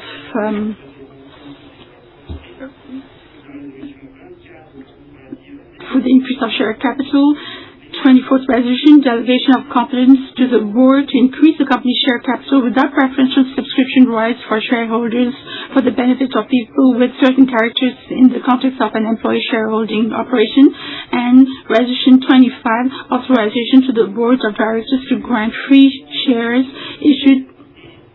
to be issued with the waiver by shareholders to their preferential subscription rights to the employees and corporate officers of the company and its affiliated companies. This is presented in the board's report. We have carried out all the diligences in compliance with what can be applied in France. As for Resolution 16, we have no observation to make on the causes of the reduction of share capital. As for Resolution 17 and 21, we indicate that to determine the issuing price, since they have not been fixed, we cannot give our opinion about the choice of the calculation of this issuing price and its amount. And as for Resolutions 18 and 19, we have no observation to make on the conditions to determine the issuing price, but the definitive conditions according to which the issuings will be carried out, since they have not been fixed. We are not going to express any opinion on this because of the suppression of the share capital rights. Resolutions 24 and 25, we are not expressing any opinion on that, nor on the suppression of the preferential subscription rights. And Resolution 25, we have no observation to make on the information given in the report of the board. We will establish additional reports in case we use these delegations by your board. And finally, we have issued 2 specific reports on related party agreements. One special report, which was presented in page 311 to 314 of the URD.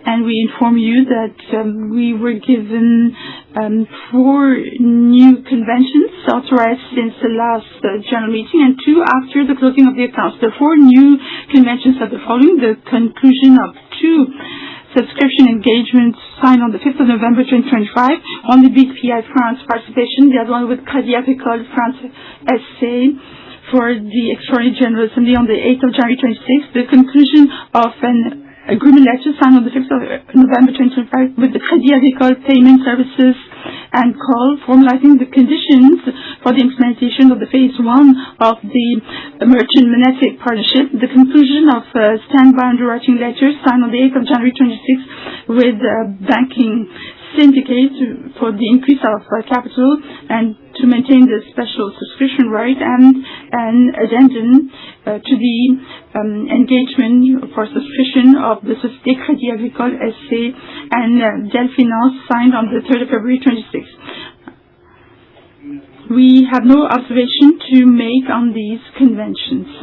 We finally issued a special additional report related to one convention authorized and concluded after our initial special report on the guarantee contract for an amount of 250 million euros concluded on the 11th of March 26 and authorized by your board on the 10th of March 26. We have no observation to make on this agreement. Ladies and gentlemen, dear shareholders, I have to thank you for your attention. Thank you, Mr. Vernet, for your presentation. Ladies and gentlemen, dear shareholders, I now suggest we go on to the questions and answers session. The company has not received any written question transmitted from the shareholders in due form and within the time permitted. So we're going to answer the questions in the room. For those following our meeting remotely, you can also put your questions on the internet via the online broadcasting interface. And for your questions in the room, I suggest you raise your hand if you have a question, and the hostess will give you a microphone. Please be concise so that the other shareholders might be able to put their questions, and the secretary will transmit the questions put during the meeting via the platform online. And to begin, I see that there are already 2 questions online. I'll take the first one. To begin, the question is the following. BNP Paribas and Crédit Mutuel have become strategic major shareholders after the capital increase. Did they ask to hold a seat at the board? The answer is no. Whether it's BNP Paribas or Crédit Mutuel, they've told us that for the moment they do not wish to be represented at the board, and so therefore we will remain with the representatives from BPI France, Crédit Agricole, and SIX. Are there questions in the room? Yes, sir, you're the first one. Ladies and gentlemen, good afternoon. Eric Bourgat, individual shareholder, and I hold many shares. I have 2 questions. My first question is on the managerial execution of the recovery plan. First, I would like to thank you for the Mercato 2025 carried out by Mr. Vacheron. This was done for the key positions in the company. This was really welcome. Congratulations. You have a roadmap which is worthy of the Champions League. So thanks to this organization, what specific indicators, what regulatory or financial milestones should we examine and watch and monitor closely in the next 18 months to validate the trajectory of our 2030 plan? That's my first question. The second question, very quickly, which concerns the alignment of the technologies, the relevance of the solutions catalog, and the infrastructures. So in the industry, the general manager of Valeo, Mr. Perriard, said that he would confirm that the technological choices of Valeo were structurally the right ones vis-a-vis competition. What about Worldline? Can you confirm today that our convergence platforms and our current acquisition tools are perfectly aligned with our customers' needs, and that you have the necessary head start to fight against our competitors? Pierre-Antoine, can you answer this question?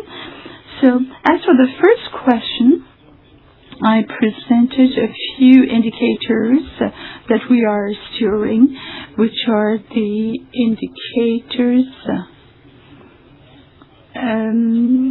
This is the judge. We have three types of indicators: the operational performance indicators, the ones that I mentioned, the attrition rate of the small merchants, the evolution of the NPS, the evolution of the number of orders in the two segments, companies and the financial institutions.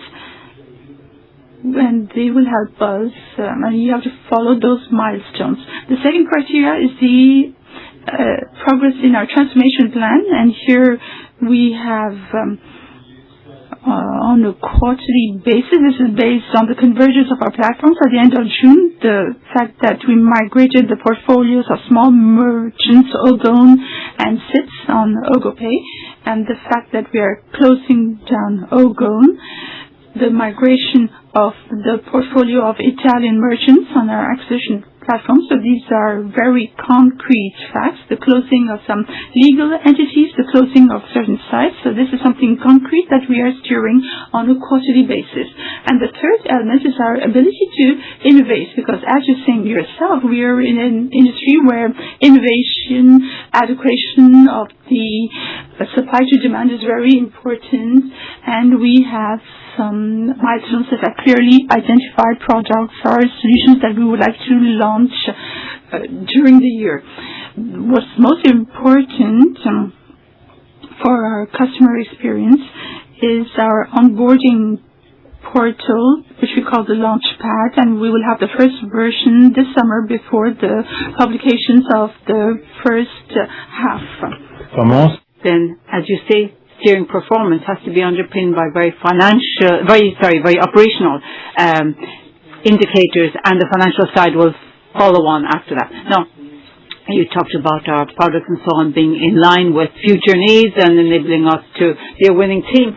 Well, I'd be more humble than the boss of Valio. I'd say it's time will tell, really, whether we've got it right in terms of the products we've produced or not. But what reassures me, well, there are a couple of things. Firstly, the fact that key accounts like the SNCF, the SNCB, Cdiscount, the Fnac company, they're not small players.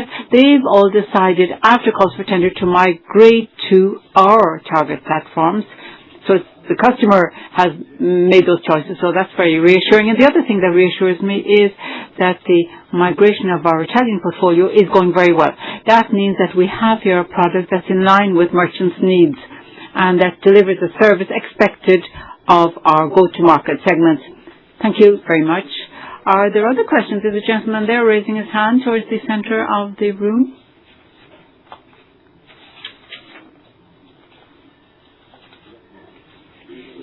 Yes, I'd like to go back to the message you put into your brochure. You said at one point, just looking at the brochure here, that we're fully aware that the fact of coming back to regular growth and improving the cash flow of the group will require sustained execution over time. So the question is very simple. I'd like a figure to be put on the word time. Is going to take time going forward. How long? Well, we have North Star 2030 already, as you know, and the objectives we've set for the company by 2030 are well known. 2026, we all know, is a year of transition and setting the foundations down. After 2027, we'll start getting back into a positive free cash flow situation. So they're the milestones we've set down time-wise. So the turning point is going to be 2027. Our objectives in terms of growth rate and cash generation in the full year 2030. Thank you. Well, my second question then concerns an accounting item. I don't understand why the depreciation of the impairment of the goodwill is at such a high level. It represents almost all of the accounting losses, the book losses. How come? How come the amount is so high in terms of the impairment of the goodwill? Why is the figure so high? Would you allow me to answer in English, if you don't mind? I'd prefer. Thank you. €1 billion of debt impairment in H1, the first semester of 2025. because that's the time that we reviewed the business plan. I think that was the first quarter that Pierre-Antoine joined Worldline, and felt that the previous business plans that we had was higher. Also, the payment sector was going down, and most of our competitors still had a mid-single digit, and now some of them are in the low single digit. So we took an impairment of 4.1 billion euro then, and that business plan was very similar to the one that we presented then in the Capital Markets Day.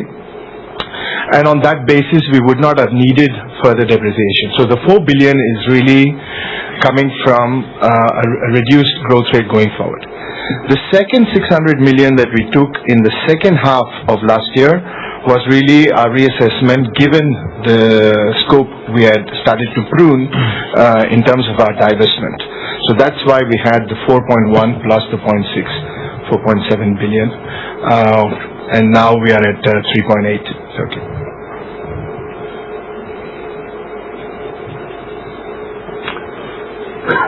Oui, monsieur. There's a gentleman in the same row with a question too. Thank you. Yes, I'm a retail shareholder myself.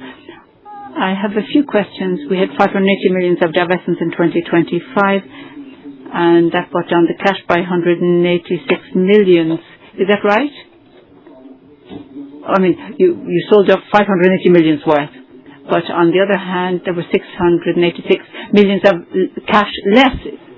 So, if we do the difference, we can understand what was the gain before the disposal. Is that right? Then you talked about the dynamic. You said there's a good dynamic in travel and hospitality and self-service. Well, we don't travel every day, but we tend to eat and go shopping every day, with tier 1 retailers. And these are industries where your market share, your increases would tend to be going up less than elsewhere. So there are also existing customers that have migrated towards new solutions, you said. Does that mean that our new solutions, by and large, are more expensive or less expensive for those clients? Is there more competition or what? I mean, when you renew with those clients, there might be additional services, but overall, what's the total amount over the period of the contract? Is it maybe lesser, perhaps, given the competitive landscape? And you want to close down some data centers. 2 data centers, I think. Could you tell some more details about that? And another more generic topic. When we ask for an admission card, we are moved over to vote access, and you've got to go through different slides and say, I want an admission card for this meeting, and you want to download and so on. There are all sorts of steps along the way. How come the process isn't streamlined? It should all be available on one page for vote access, I think. It would make it simpler for people, if you don't mind me saying so. The simpler the process is for your clients or your shareholders, the better it will be for everybody. Thank you for those points. Charles-Henri will answer the last question in a minute, but Pierre-Antoine will probably start off with the second question, and Shrikant will perhaps take the question on the cash following the disposals. Mr. Vachon, yes. There were lots of questions in your second question, so I'll try and not forget anything. Obviously, each segment, each go-to-market, each vertical has its own dynamics that are specific. And if you look at the dynamic of a given vertical, you have to look at the competitive landscape around you. As Worldline, we've got to look around us, and that's how we've got to reason. So, regarding the verticals as a whole that are connected with the development of consumption, well, the dynamics are pretty buoyant, I would say, depending on the vertical. Typically, I mean, we all know that textiles, aren't faring very well these days, and no matter what performance, you may have an excellent value proposition, no matter how good the performance is, it will tend to go down no matter what. However, if you're in tier 1 volume retailers for food, especially higher discount stores, you'll have more growth, but the margins will be lower. So that's the way it is, and we've got to live with that. And each quarter we'll have a more or less strong dynamic on the net revenue figure that we'll achieve, and so on. So that's the first answer. and where we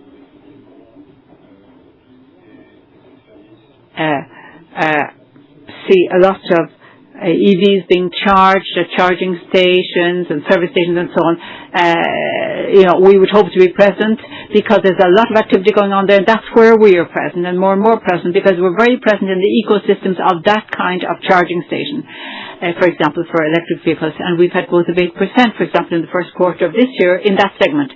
That's 1/3 of the enterprise vertical of Worldline. So that's worth looking at.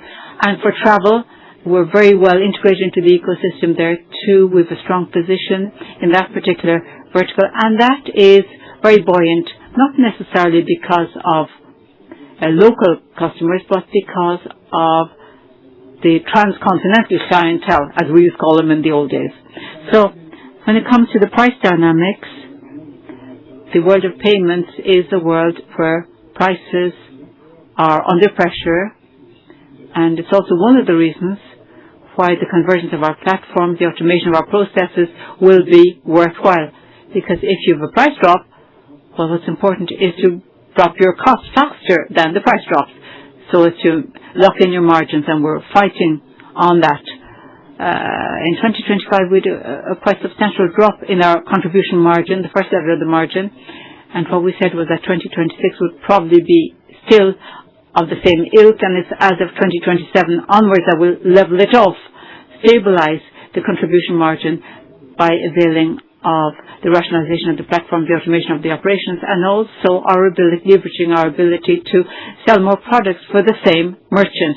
And that's why we're pushing forward the dynamic prices for merchants. Now, on data centers, this is, a journey we're on. It's been going on for a while and will continue. We want to reduce the number of autonomous data centers, legacy infrastructures we call them in Worldline, and we are continuing to do that in 2026 after 2025 already, and there are different directions we're going to go in. We can have autonomous data centers for some of them, or else we can migrate towards our sovereign cloud, because Worldline is characterized by a sovereign private cloud that we operate ourselves, which is very virtuous for banks and tier 1 retailers. Also, we want to migrate to public cloud services with a palette going from Google, with which the group had entered into a rather large agreement some years ago, and AWS.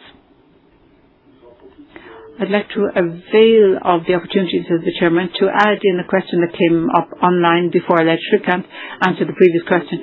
What's the risk of delaying in execution regarding convergence of the platforms? What's the risk of delays? Well, there's always a risk of delays because we're talking about IT projects. Now, the good news is that as we speak, when it comes to the projects we rolled out for 2026, we're really on track, even ahead of ourselves in some cases. So I think the convergence of platforms, to explain what it's about, in Worldline's context, we've chosen a strategy which is to elect target platforms to which we'll migrate our portfolios of merchants. It's not take two platforms and put them together, merge them or anything like that. No, we'll take a target platform, a to-be platform that's already been modernized. We'll do some marginal adaptations to come into line with market needs, and we migrate our portfolio of merchants over there. So it's a simpler thing to do than merging platforms together, I mean. Okay, well, thank you. Shrikant. So there were two parts. One which was the 580 million euro that you mentioned, the 580 million euro. Which we have banked to date, with another 40 to 50 million euro to go for India and Australia. The total amount that we said that we'll get from the M&A proceeds was between 590 to 640 million euro. So with the 580 and 40 million to go, we are in the range that we had said earlier. So that's one. The second part is your 186 million euro of cash that you mentioned. So part of this, and that goes on top, such as the one in Switzerland where we did the divestment, we've got that cash from the 186, it was roughly 40 million euro, and we got that paid on top. India is something which is still to be done in H2, as we said, the equity value was higher than the enterprise value because we have cash in India. We'll get paid when we close. Same thing in Australia. And in terms of the mobility transaction services, they have a longer time to finish the completion accounts. So with that, will crystallize in H2. So when we come to H2, we'll show you exactly how much of the cash has been brought back into Worldline or paid as part of M&A. And of course, 186 was in December 25. By the time we had the closure, the cash had moved up or down. So we'll give that full account when it comes to H2. Un mot sur le processus de vote. Concerning the voting process, vote access, Mr. Taffa, as you were saying, it's a platform that's used by the book runners and for issuers to take account of the polls and the admission cards. This issue was reported to us already and we'll be pushing it forward as well in the direction you've suggested. We'll try and simplify that process. I still have another question online, says the chairman. When the plan cuts to personnel, 7% per year, costs will start. Nous n'attendons pas. Okay, Mr. Vachon, what we're talking about here, it's 4 to 5% of cutbacks staff-wise in Western Europe. That's the scope outside of the global competency centres. And that's already been started, that process, because if I look at the period since 1st of January of this year, in a reduced scope, because we lost, as you know, 30% of our headcount with the divestments we made, so we went from 18,000 down to 13,400 people because of the disposals. So 30% of a headcount drop and 10% of a drop in the revenues. Now, regarding the remainder, we've got about 10,000 people in Western Europe. Of the 10,000 people in Western Europe, we've already got 200 people who have left since the start of this year. So what we've got to bear in mind is the process we've adopted is not unique to Worldline. It aims at being supported as much as possible by a process of voluntary leavers, and there's a natural attrition as well. So with the 4 to 5% total objective for the whole of the planned period per year, we have voluntary departures, voluntary leaves, 6% or so per year. So the process we've embarked on aims at replacing as much as possible the people who leave on a voluntary basis by internal skills, people we train. When we reskill, we've got a very far-reaching plan for training, for reskilling of our employees so as to reskill them for these posts so that we can match the 4 to 5% in a less costly manner. That's why, we haven't got that many restructuring costs in the plan, but also we want to give a chance to insiders, to employees already in the company to be reskilled and move on to a new post. Yes, sir. There's a gentleman towards the front of the room with a question who is waiting for a microphone. There's somebody at the back, who has a microphone already. So, sir, yes. I'm an individual shareholder. You mentioned the experience of lots of people in the board of directors and you suggesting that certain members should be reappointed. But some of those people led us into almost bankruptcy. So, second question, what about remuneration? We keep on hearing this at all the shareholders' meetings, that we've got to increase the remuneration because we're below the market average. I don't know how you compute the average. We keep on hearing this every day in all the AGMs we go to. So, I'm an individual shareholder. I've lost a lot of money. And this, failure of the company was because of a lot of blunders. Thank you. The chairman. Firstly, regarding the remuneration, there is no increase in the remuneration proposed today. I'd like to reassure you about that. What is proposed for 2026 is the strict application or enforcement of what was voted through in 2025. No increase, therefore. That's been planned as such. Secondly, your appraisal regarding our board members. Well, firstly, the fact that we're here today indicates that the company has not gone bankrupt. It's gone through difficulties, yes, indeed, and the role of the board of directors in its current composition with the reappointment of the management teams as well is supposed to address the difficult situation that the company found itself in. So we're totally convinced that the people currently in the board of directors, speaking as chairman of the board, I consider all those people to be totally fit for the purpose, professional and competent people to help us to turn around the company. Oui, monsieur. Quelqu'un ici? Another question here at the bottom.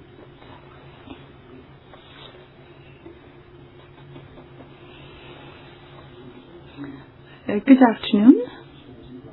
I'm a bit bitter because I was since 25 years at Ingenico. And you see, when you're loyal over the long run, I thought I would be a winner, but I'm a loser. We had this beautiful company, Ingenico. I'd like to pay tribute to Jacques Poutrel, the founder of Ingenico. He had created this company and I really liked him. And here I feel that what's happened, I've lost everything. And what I'd like to know, because I'm nostalgic about that company, and I believe that you've sold off the hardware. What is left from Ingenico within Worldline? That's my first question. I'd like to know that. And I have a second question. You were talking about the board. There are a lot of non-French people, directors, and you were saying that Worldline is an international company, but I'm a bit shocked because the name sounds British or American, but you are working in Europe. Or do you have ideas about going onto other continents? And in Europe, if you work well in Europe, what is your market share per country? Do you know what is your market share per country? Thank you. Well, I do agree with you. The name Worldline was chosen quite a few years ago. I don't exactly remember when, more than 10 years ago. And the level of ambition in those days was different. As for the international aspect, I will let Pierre-Antoine complete my answer. France accounts for a small part of our revenue. So we are active internationally. We're based in France. It's a French company, but our activities are carried out abroad, mainly. By abroad, after the cleaning of our portfolio, we are mainly based in Europe. Mainly European. Yes, I do confirm we are mainly European. As for Ingenico, Worldline has indeed sold the hardware. That was 3 years ago. And as for the terminals from Ingenico, I think it's a good decision because the terminal section of Ingenico at Apollo, now they're part of Apollo, they have a lot of difficulties.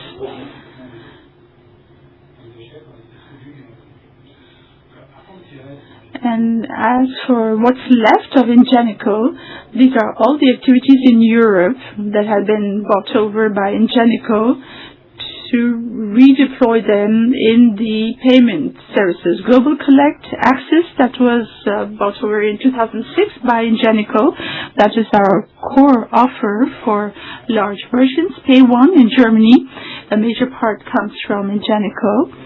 GoPay, that's the rest of Ogon that had been bought by Ingenico. So the success of Worldline today is due to Ingenico. A major part, not the whole of it, but a major part. And Worldline is probably 1/3 coming from Ingenico, a major part coming from SIX. SIX is our engine for acquisitions, and Equans that have been set up and bought over by Worldline. So that's your second question. As for your third question regarding Europe, we have positions which are very significant. France is not the major part of our revenue, but in France, more than half of the transactions in commerce goes via our platforms. All the major companies go via Worldline platforms. When you do an e-commerce transaction, your authentication is carried out by Worldline for 3/4 of the banks. And then if you look at Belgium, the Netherlands, we have very strong market shares, whether it's on the side of the banks or on the side of the merchants. In Germany, we hold 40% of the market, so we have a strong position. In Switzerland, we have even stronger positions, between 70 and 80%. In Austria, our position is very strong from the banking institutions because we process most of the transactions from the banks. And in Greece, we hold 30% of the market. Italy, we're around 20%. Sweden, around 20%. So we're not that strong. So we are deeply anchored in Europe. In the UK, yes, we are not that strong. We are stronger for the acceptance of large merchants like Sainsbury's. They go through our platforms, and we have a small portfolio of small merchants, and they go through partners. But we have a license to operate post-Brexit in the UK. I have another question that was put online. The European sovereignty, is it an opportunity for Worldline? Yes, clearly. Worldline is the only European player which is present in all these geographies, and he's a player in sovereignty. We're not a public player, but the fact that we have European technologies, we have a hosting in the cloud that is sovereign. We are considered by banks and large merchants like one of the players of European sovereignty. And this is a differentiating factor in our calls, especially for the banks. Yes, good afternoon. First of all, I'd like to congratulate you for the European refocusing, which is a success, especially with the disposals that were finalized on the 1st of June of mobility, e-services, transactional web. The operational engagements are held. Now for 2026, you are still anticipating a negative free cash flow, minus 70 to minus 80 million euros, if I'm not mistaken. So I would like to have more information on two pitfalls. Free cash flow that would be positive first, and as for your restructuring plan, it is associated to Worldline's track record. The restructuring costs and optimization, IT optimization costs are always above what is budgeted. That's a fact. And the second point, if I'm not mistaken, you are in a business where there are a lot of fixed costs. And so how can you guarantee that there will not be a violent scissors effect with this drop in the revenue after this refocusing and increase in the cost? So after this return to a positive free cash flow, which might be temporary or which is factual, and from which quarter onwards do you have visibility about this? Thank you. I will begin, and then Shrikant will continue, will complete. The first point, today our costs are held, our restructuring costs are held as planned, and we are steering the way we are managing departures, the exceptional investments, so that we might not drift considering our budget that we had fixed. The second element, most of the disposals carried out did not use our European platforms. So the fact that they are leaving, this is not translated by lesser absorption of fixed costs. And the third element, this is why we are converging our platforms on our target platforms, that is to better absorb the fixed costs. To give you an idea, the fact that we are going to migrate our Italian portfolio to our target acquisition portfolio, that is a full economy of 30 million euros in 2027. So it is a substantial amount. So all this explains why we are confident, considering our march and our convergence, that we will go back to a positive cash flow situation from 2027 onwards. Say that in 2024 we had a restructuring cash out in excess of 240 million euro, that we say in 26 it's more in the range of 170 to 180, and progressively in 27 we go to 100 million plus. So that's the level of reduction we've got. Then when we look at the North Star plan itself, it's a staged plan, so we can accelerate or decelerate on a given year, but globally we are comfortable with the level of cash outlay needed.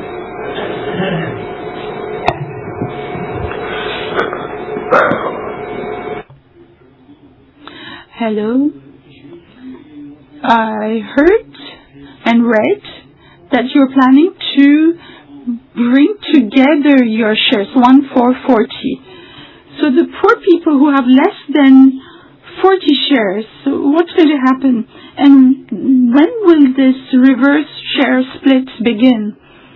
Well, this reverse share split has been announced and it is ongoing. It will be finalized in a week or 10 days from now, and the amount is such that for 40 shares, for 1 share, there can be share fractions. If you have a number of securities that is not a multiple of 40, the amounts will be relatively limited, and if it is the case, they will be compensated for if you do not have this number of shares. So the conversion will be carried out automatically, and for the shares that will not be included because you will not have a multiple of 40, your share fraction will be compensated for automatically. And during this period, you can buy some to reach this multiple of 40. I'm sorry, the person is not using a microphone. The person, the shareholder asking the question, is not using a microphone. The interpreters cannot hear him. Do you trust the company will be able to do this? I cannot answer the first part of the question.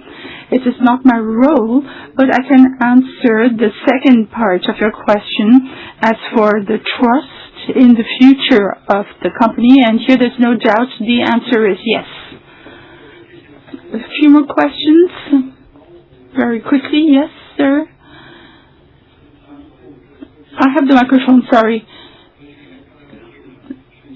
I am an individual shareholder since a very long time. Several small questions. The auditor, statutory auditor, talked about the partnership. This had been presented with a lot of ambitions with the Crédit Agricole. It was called call. And I'd like to know more. I'd like to know if you have some important ambitions via this partnership.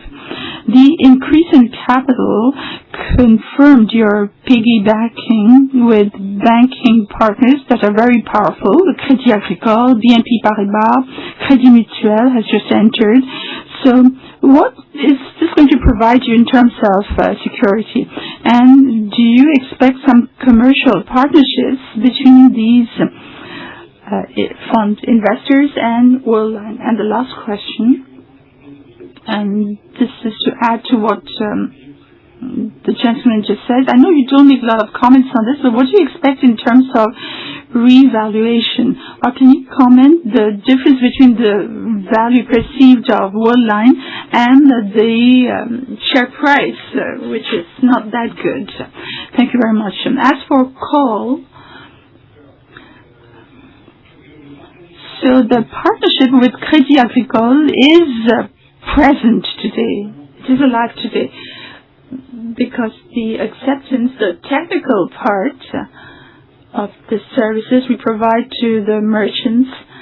Since last summer, the Crédit Agricole, in its regional caisse, distributes our e-commerce offer, and in the entity that is held by Crédit Agricole, since a few weeks we have begun pilots for acceptance with the proximity merchants, so modern solutions, and this is present in 4 regional caisses. So this is a partnership, and in the world of acceptance it's working well, and we have won some major merchants together, and Worldline is providing acceptance with Ingenico and its platform, and the acquisition from the financial point of view of this term of Crédit Agricole. So that's the first answer. The second answer I already communicated, especially after the presentation of the strategic plan. The ambitions we had for this partnership was quite disconnected from what had been announced initially, for a very simple reason. We are trying to clinch a partnership that will create value for Worldline too.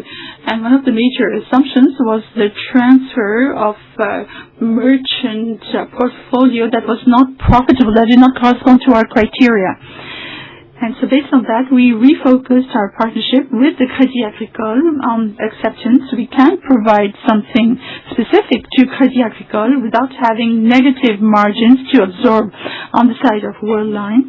And since the French market is a market that is quite difficult, the assumption that by removing the portfolio of the bank we could increase our prices, we thought that was not very realistic. So it is a partnership that is working well. It is less ambitious than the original ideas, but it is a partnership that must create value for everyone, including Worldline, and this is why we have refocused this partnership on acceptance. And all these elements, to reassure you, this is the assumption we've taken in our financial trajectory for 2030, and we have a more reasonable approach for this partnership. And the before last row, thank you. Good afternoon, Charles, individual shareholder. I'm very unhappy because of this stock exchange disaster. I really wonder how it was even possible. So 3 questions. This stock exchange disaster, how can you explain it? It's just incredible. This whole chain of problems, of revelations. How can you explain that no one in the company could say anything was awake enough? I mean, how come you didn't know about the soft signals and the directors? None of you even noticed anything.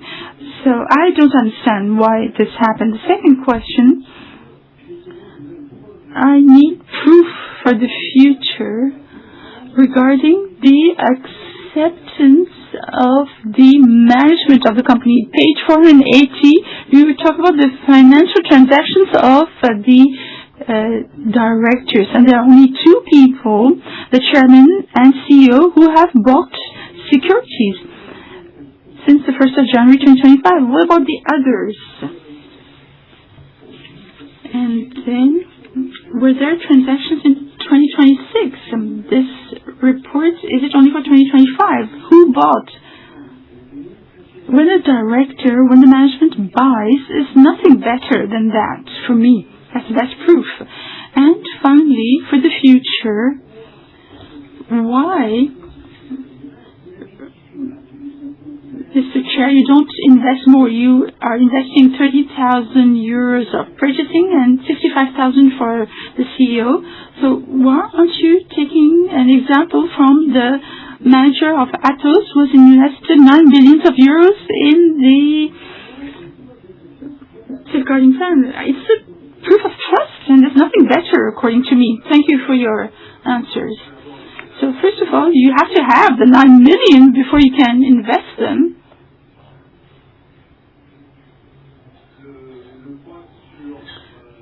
And the point on the personal investment of the directors, in our internal rules of procedure, we have a minimum threshold, but it is not relevant anymore today because of the share price. And it is up to each director to decide to buy, that he wants to buy or not. As you might have noticed, personally, I have bought a few in 2024, I've bought a few in 2025, and I bought some in 2026.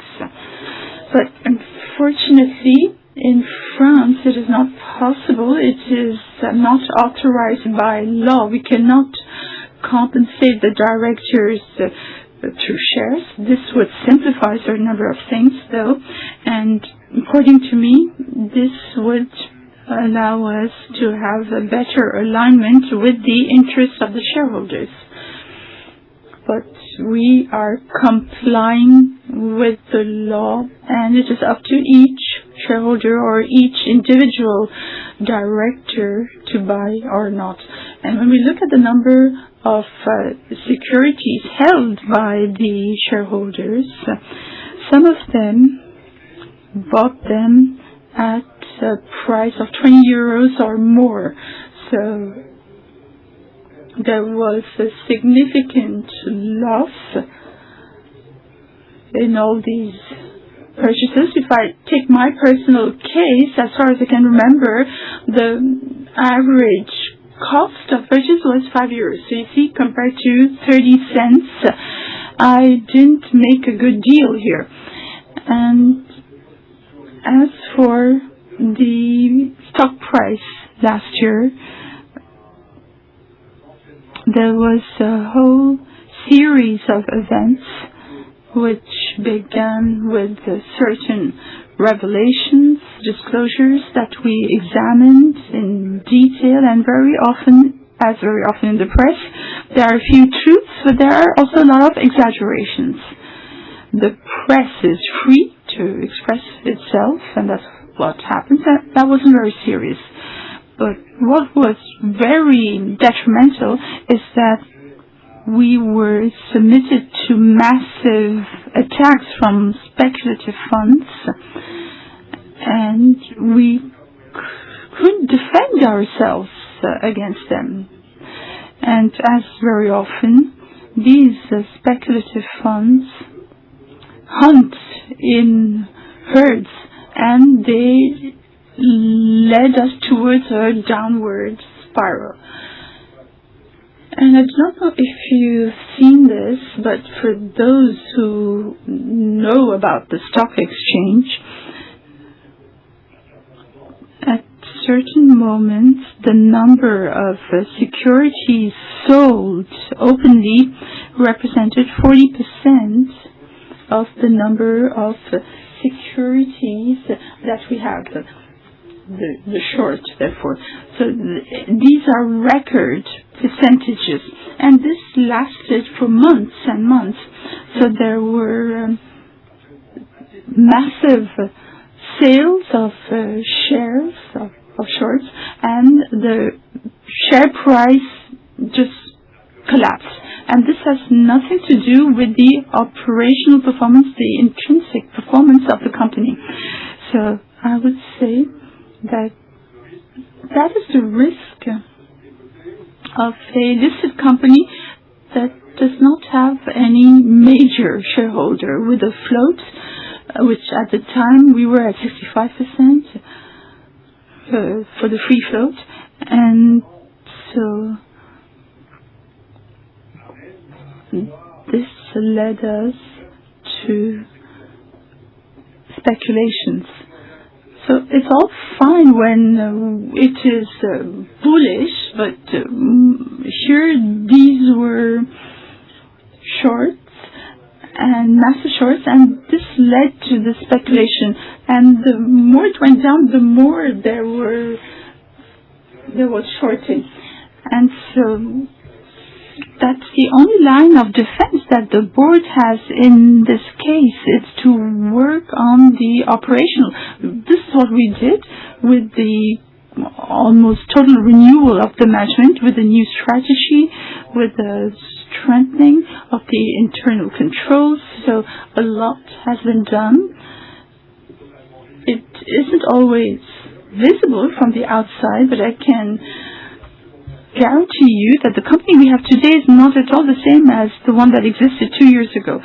I can guarantee that to you. And as Pierre-Antoine said, and as he reiterated it, this transformation requires some amount of time. So we will not have sensational results in the first half. We have to be realistic. It takes time. But the board, myself, and the management, we are all convinced that we have the right strategy and we're on the right track to make sure that the company recovers. I'd like to just add a few comments of my own, if I may, says Mr. Vacheron. Obviously, the situation of the stock price right now, nobody's happy about it, and I'm the first to say that, and given also the reinvestments that some of you put in when we did our capital increase, the way in which the stock price has trended since that, well, wasn't in line with what we were hoping would happen when we rolled out the transaction. But I can say at the same time that, we are not sparing in our efforts, and Srikant is talking to our major investors regularly the whole time. Just to give you an idea, when we did the capital increase, we saw more than 100 institutional investors, so to convince them to come and join us, to onboard them into our shareholder base. And we had 123% oversubscription.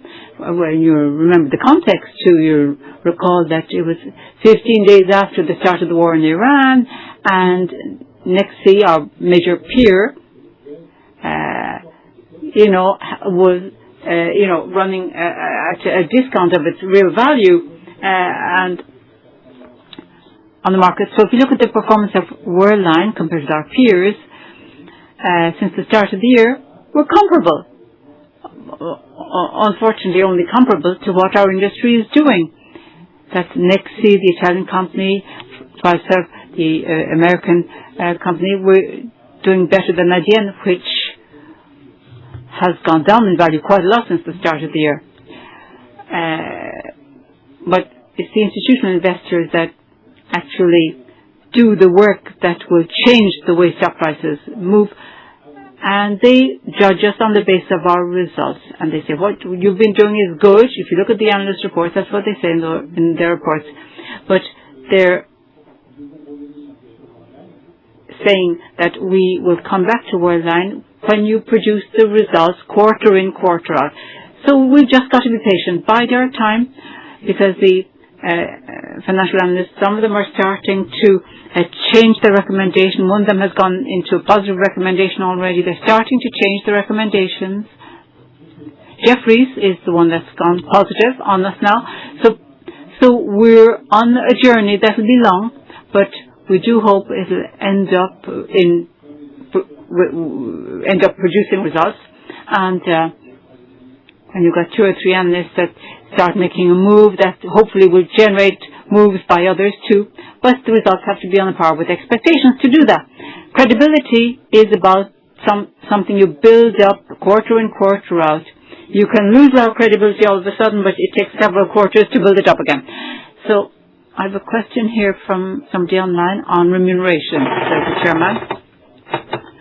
Just to clarify, I was talking about the cash remuneration earlier. As I indicated during the presentation, the cap concerning the long-term remuneration, share-based remuneration, went from 100 to 150%. Just to clarify that, because somebody online has raised this question in writing. I've time to take another couple of questions. There's a gentleman here waiting for a long time to ask his question. Please Go ahead. Yeah. The value of the stocks, well, we've lost 99% of the worth in 5 years. Would there be any solution,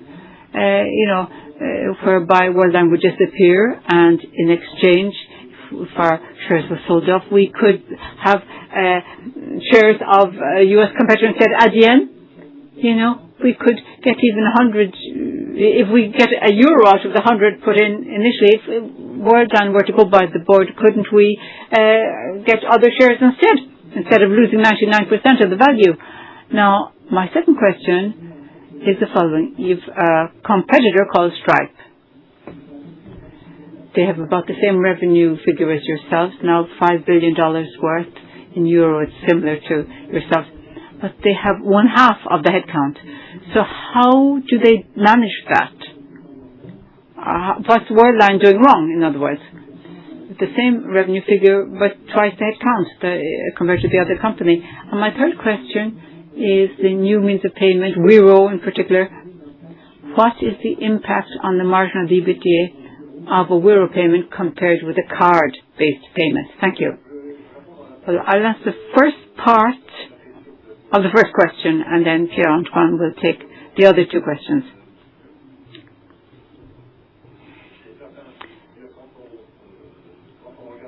When you look in the rearview mirror, obviously, it's easy to make the right decision. With knowledge of hindsight, 3 or 4 years ago, if the company had been taken over by a big US player, probably, and if the shareholders were given a share-based payment by that acquirer, maybe the value for those shareholders would have been higher in that eventuality. But in the stock market, there are random factors that come into play. Look at Freesurf, a big player. I think it was in the third or fourth quarter of last year that they also issued a profit warning, and overnight they lost 50% of their value. If you look at AGM, they were in Europe in terms of stock market valuation. They were the example to follow, the benchmark, let's say. And if you look over the period of 1 year, AGM lost 50% of its value. So there are movements going on connected with the appreciation of the industry in general, the payments industry, that is. And you can see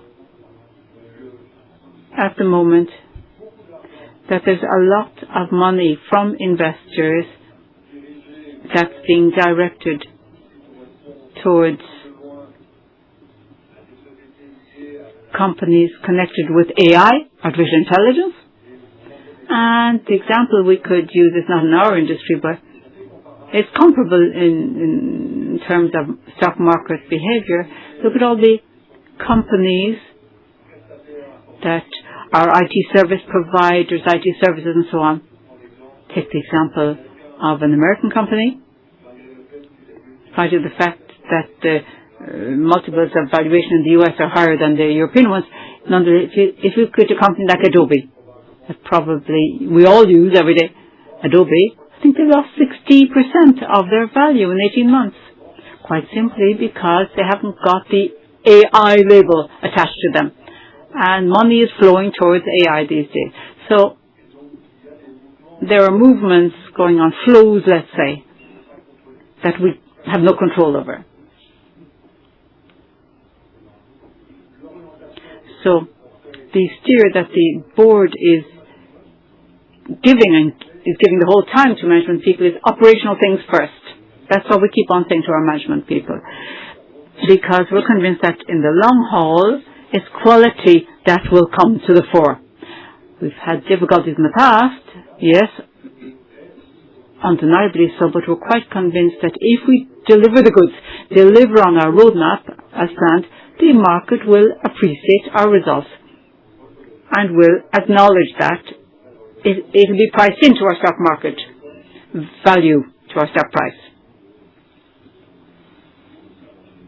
Yes, the other two questions that you asked, the comparison with Stripe is an interesting one. You could compare us to AGM as well. These are companies that are not the same as ours. Stripe, like AGM, these are companies that are relatively young companies, even though they're nearly 15 years of age, I'd say at this point. But they're companies that were set up, with new architectures, new technologies.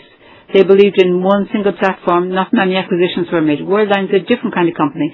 We grew by acquisitions of acquisitions, and acquisitions of acquisitions of acquisitions, sometimes acquisitions of acquisitions of acquisitions of acquisitions. So it's like Russian dolls, a Matryoshka kind of configuration where we have all sorts of platforms, lots of legal entities, and a lot of licenses. So when you've got such fragmentation in a company, by definition you need people to run all of these individual entities, sub-entities, platforms, and so on. So one of the reasons why we came into difficulties in Worldline in the last 2 years, we have the Power 24 plan. You saw we'd reduce our head count and bring up our stock price without doing the work to integrate and rationalize first. And we ended up with a level of service that went downhill a lot because there was nobody to run each of the different activities. So what we've tried to do now, the current process, is to simplify for a start, integrate, and when you don't need platforms that because they've migrated, our portfolios have migrated to our target platform, then you can actually reduce your headcount. Now, it may seem long to you. You'd like us to go faster, no doubt. You'd like us to have a 20% cut in the headcount all of a sudden. But when we can free up resources, we do it. And, we try to redeploy those people to occupy posts that will be freed up by people who've left spontaneously, the voluntary leavers. Will we end up with the same number of people as Stripe? I can't guarantee you that, but we will have a reduction of 4 or 5% per annum between now and 2030 in our staff numbers. Now, the other question that came up from others to Wero is a payment scheme, just like a card scheme. The difference is that you don't have interchange fees paid by the issuing bank, and in terms of scheme fees, there are lesser scheme fees as opposed to what you pay to Visa or MasterCard. So what we note in the first clients that signed up, we have less gross revenues, but we have the net margin that's higher because the intermediate costs are lesser. So Wero is a better model for us in terms of margin for Worldline than the model of Visa or MasterCard. Thank you very much. Says the Chairman, time is passing on. We'll take a last question from a gentleman here in the middle. Yes. I understand better what you explained last year now regarding the refocusing towards Europe. So you're doing it right now. Okay. However, apart from that, if I look at things objectively and transparently, you've explained all the headwinds you encountered. Now, it's true that for me, there are names that were mentioned today concerning your competitors that, I had totally not compared with you in the past. So could you tell us the refocusing you're doing and shed some competitive light on the competitive landscape for us? Because I don't know a lot of those competitors very well. And another point is, at the start of the meeting, you said that there was one card out of 5 that's owned that you operate. And then you talked about Switzerland, where it's 40% and 30% in some other country, and you talk about France. But it's hard for me to relate to these figures. What are the real figures, the actual figures? To me, there seem to be contradictory figures in there. And also, I'd like to know, please, what's your market share, if we reason in terms of the refocusing, because the rest of it is out of our scope anyway.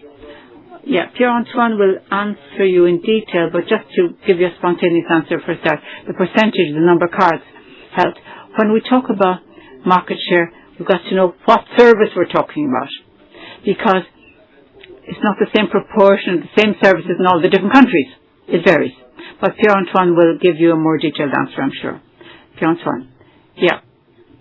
Yeah, indeed. It's not always cut and dried.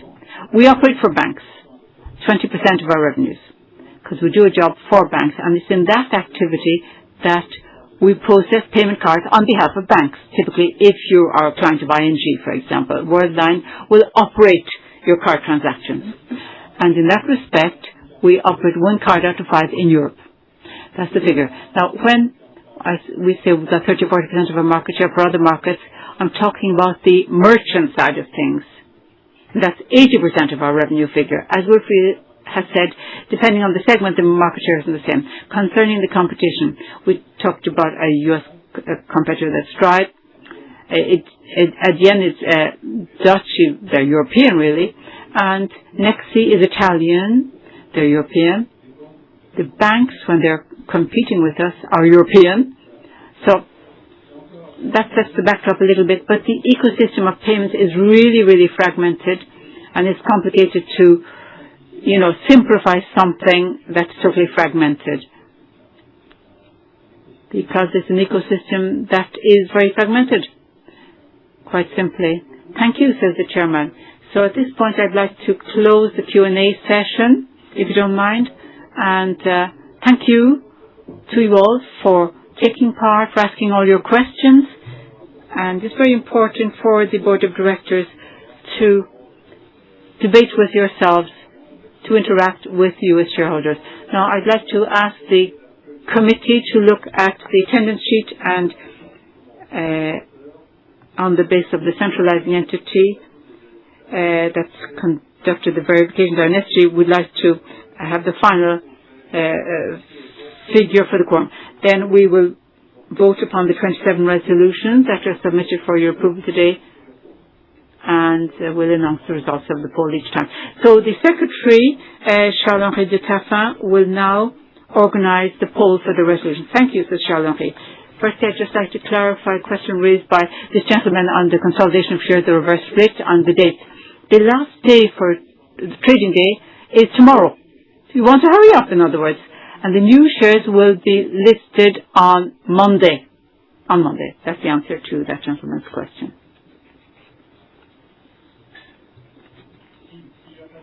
If there are no other questions, then I suggest that we should close the question and answer session and move on to the poll on the resolutions. But before we do that, I'd like to announce the quorum, the final quorum. 62.73%. The quorum has been achieved, therefore, for this meeting. Explanations concerning the practical arrangements for the voting system, the electronic voting system, and the functioning of the tablet that you've been given. You've already been told how to use it when you enter the room. So I suggest at this point that we should move on to the poll on the resolutions, and we will screen a short video just to recall how to use the voting device, the tablet. To vote on the resolutions of the general meeting, you've been given a tablet. It is strictly personal and will be used only at this general meeting. When we announced the opening of the poll on the resolution, you will have a window that will open automatically on your tablet, even though it might have gone to sleep. To vote, it's very simple. Just press the button that corresponds to your choice. For, withhold your vote, or against. Press the OK button to validate your choice before we close the poll. Once your vote has been validated, you cannot modify it. Please hand back your tablet when you leave the room.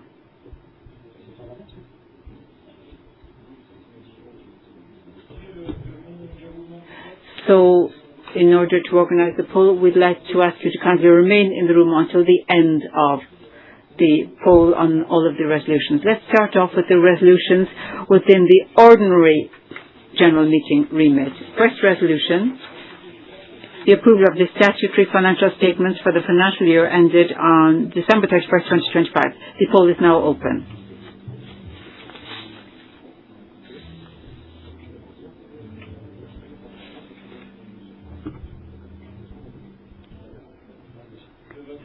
The poll is over, it's closed.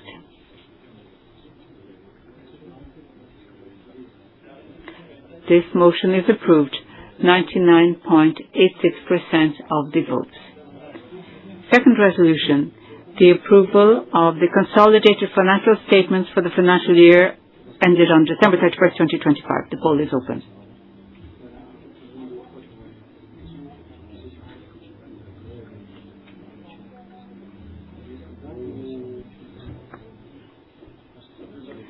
The poll is now closed.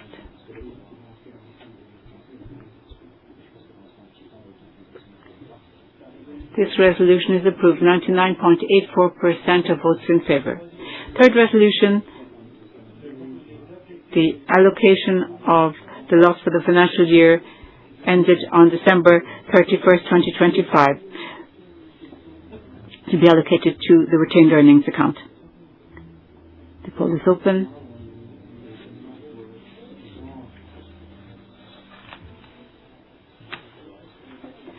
The poll is closed.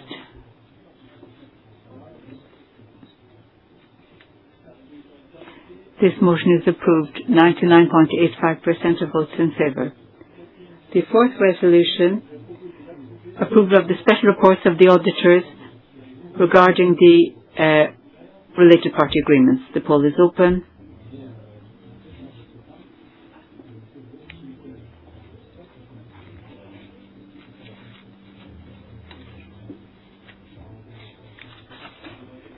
The poll is closed.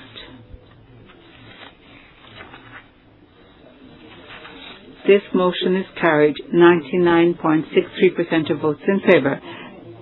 In line with the recommendations of the Nomination Committee and at the proposal of the Board of Directors, you have to decide on the reappointment of 3 board members. This is the fifth resolution, the renewal of the term of office of Thierry Sommerlet as Director. The poll is open now.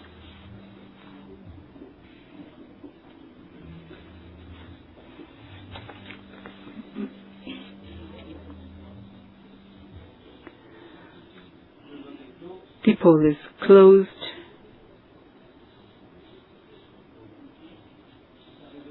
This motion is carried, 98.98% of votes in favour.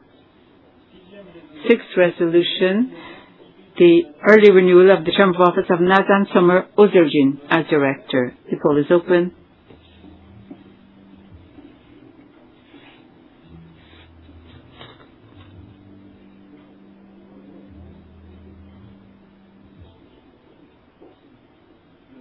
The poll is closed.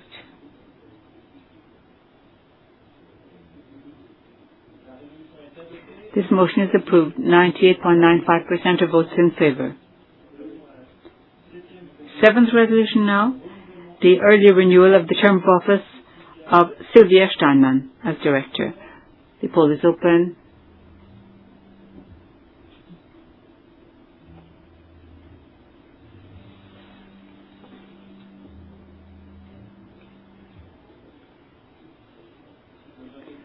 The poll is closed. This resolution is carried, 99.37% of votes in favour. The eighth resolution, the renewal of Grant Thornton as statutory auditors in charge of the certification of the accounts. The poll is open.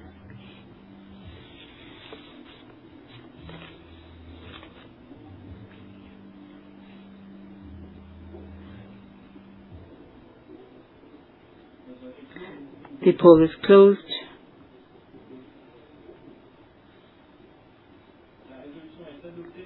This motion is carried, 99.53% of votes in favour. We'll now review the resolutions concerning the remuneration of the corporate officers. We'll start off by the resolutions concerning the 2025 remuneration, that's ex post. Ninth resolution, approval of the information referred to in the French Commercial Code relating to the compensation of all company officers. The poll is open.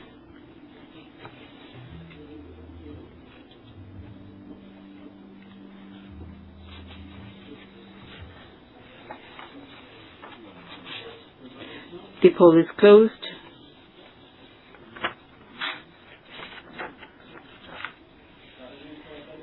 This motion is carried, 99.58% of votes in favour. The 10th resolution, the approval of the 2025 remuneration of Wilfried Verstraeten, who is Chairman of the Board of Directors. The poll is now open.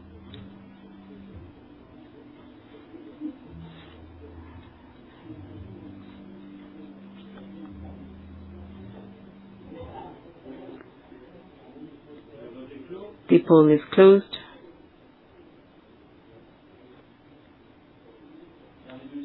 This motion is carried. 99.56% of votes in favour. 11th resolution, approval of the compensation for 2025 of Pierre-Antoine Vacheron, CEO as of 1st of March 2025. The poll is now open.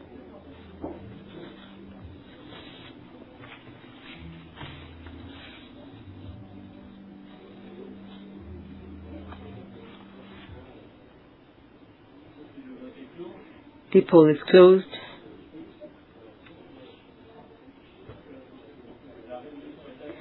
This motion is carried. 98.42% of votes in favour. Let's move on now to the resolutions concerning 2026 remuneration. That's ex-ante remuneration. 12th resolution. Approval of the compensation policy applicable to the Chairman of the Board of Directors. The poll is now open.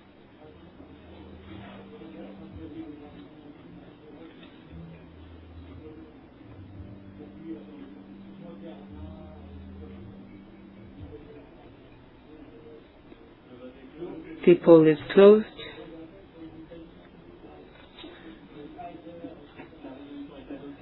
This motion is carried. 99.47% of votes in favour. 13th resolution. Approval of the compensation policy applicable to the Chief Executive Officer. The poll is now open.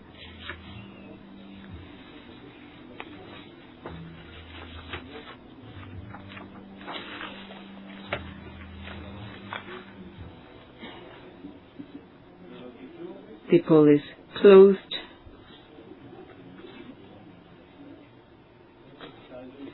This motion is carried. 98.86% of votes in favour.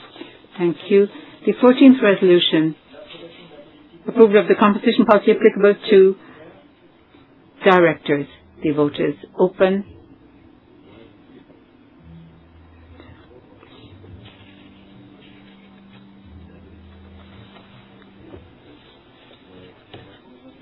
The poll is now closed.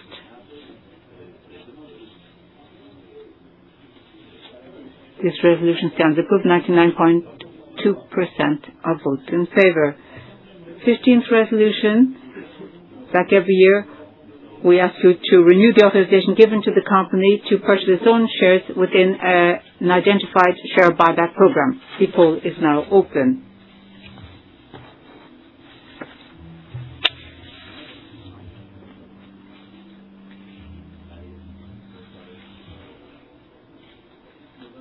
The poll is closed.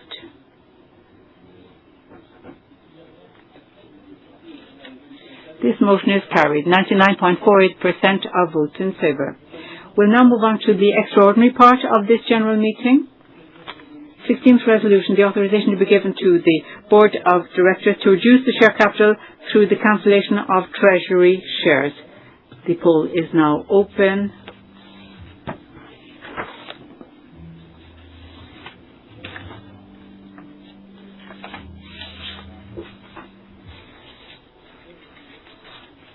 The poll is closed.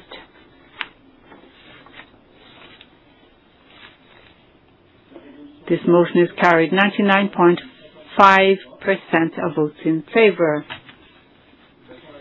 The 17th resolution, delegation of competence to the Board of Directors for a period of 26 months to increase the share capital while maintaining preferential subscription rights for shareholders by issuing ordinary shares or any securities that are equity securities. Please vote now on resolution number 17.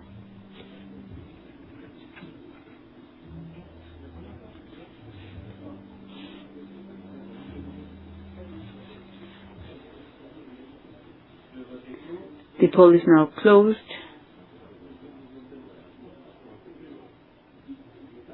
This motion is carried. 94.38% of votes in favour. The 18th resolution next. Delegation of competence to the Board of Directors to increase the share capital by way of public offerings other than those mentioned in Article L411(2) 1 of the French Monetary and Financial Code without preferential subscription rights for shareholders by issuing ordinary shares and/or any securities giving access to the share capital of the company or one of its subsidiaries. The poll is now open.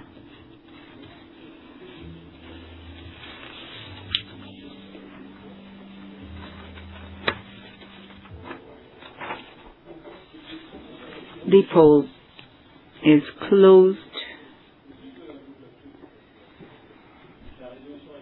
This resolution is approved. 94.45% of votes in favour.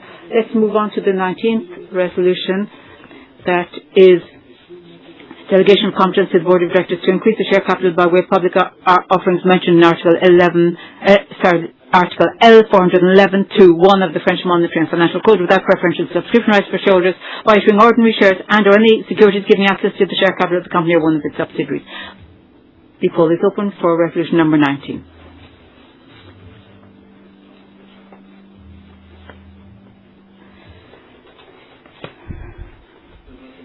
The poll is closed. This resolution is approved. 94.16% of votes in favour. Resolution number 20, delegation to the Board of Directors of competence to increase the number of securities to be issued in connection with the share capital increase, with or without preferential subscription rights of the shareholders. The poll is now open.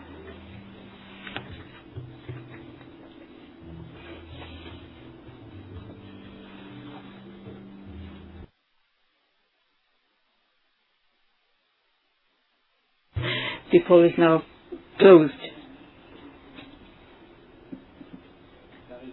This resolution stands approved. 93.9% of votes in favour. 21st resolution, delegation of powers to the Board of Directors to increase the share capital without preferential subscription rights for shareholders as consideration for contribution in kind to the company consisting of another company's equity securities or securities giving access to its capital outside of a public exchange offer. Please vote now on resolution number 21.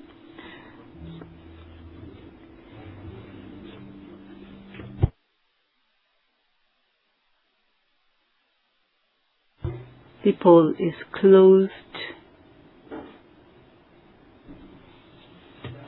This motion is carried. 94.21% of votes in favour. Thank you. 22nd resolution, delegation of competence to the Board of Directors to increase the share capital by incorporating premiums, reserves, profits or other items. Please vote now on resolution 22.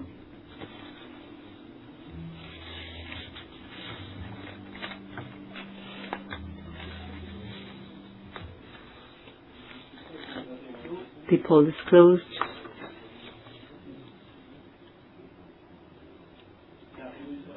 This motion is carried. 99.72% of votes in favour. Now, resolution number 23, delegation of competence to the Board of Directors to increase the share capital of the company without preferential subscription rights for shareholders for the benefit of employees and or corporate officers of the company and or its affiliated companies as members of a company or group savings plan. The poll is open.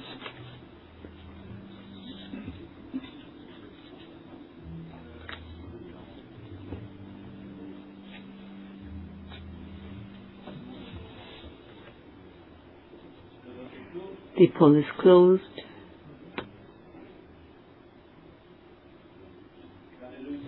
This motion is carried. 99.59% of votes in favour. Thank you. 24th resolution next. Delegation of competence to the Board of Directors to increase the company's share capital without preferential subscription rights for shareholders for the benefit of people with certain characteristics in the context of an employee shareholding operation.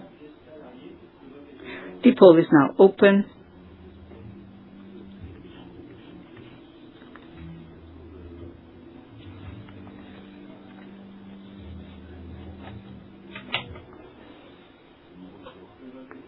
The poll is closed.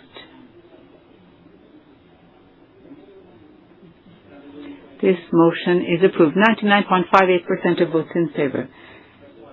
The 25th resolution is next. The authorization to the Board of Directors to grant free shares issued or to be issued with the waiver by shareholders to their preferential subscription rights to the employees and corporate officers of the company and or its affiliated companies. The poll is open.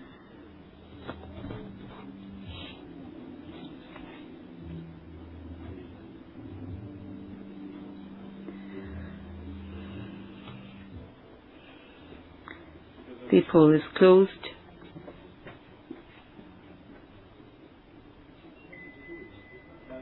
This motion is approved. 98.69% of votes in favour. 26th resolution.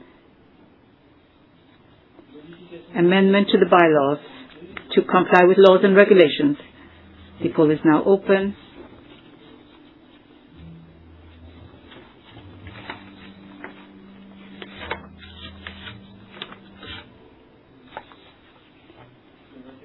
The poll is closed.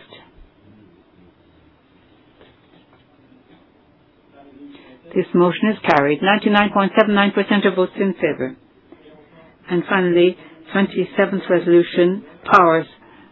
The poll is open.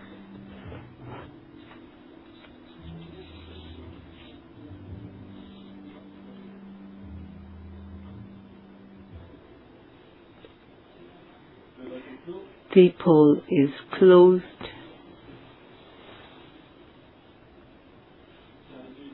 This resolution is carried. 99.76% of votes in favour. Ladies and gentlemen, thank you for taking part. I'd like to recall that the tablets for voting must be handed back to the hostesses as you leave the room, please. And I'll give the floor back to the chairman now to adjourn this meeting. Thank you, Charles-Henri. Ladies and gentlemen, dear shareholders, I'd like to thank you for taking part in this general meeting. It was a pleasure to hold this meeting with you today and to be able to interact with you. It's important in the life of our company. All of the resolutions that were put to the vote today have been voted through and we have exhausted our agenda, so I'd now like to adjourn our session. Thank you. Have a nice evening.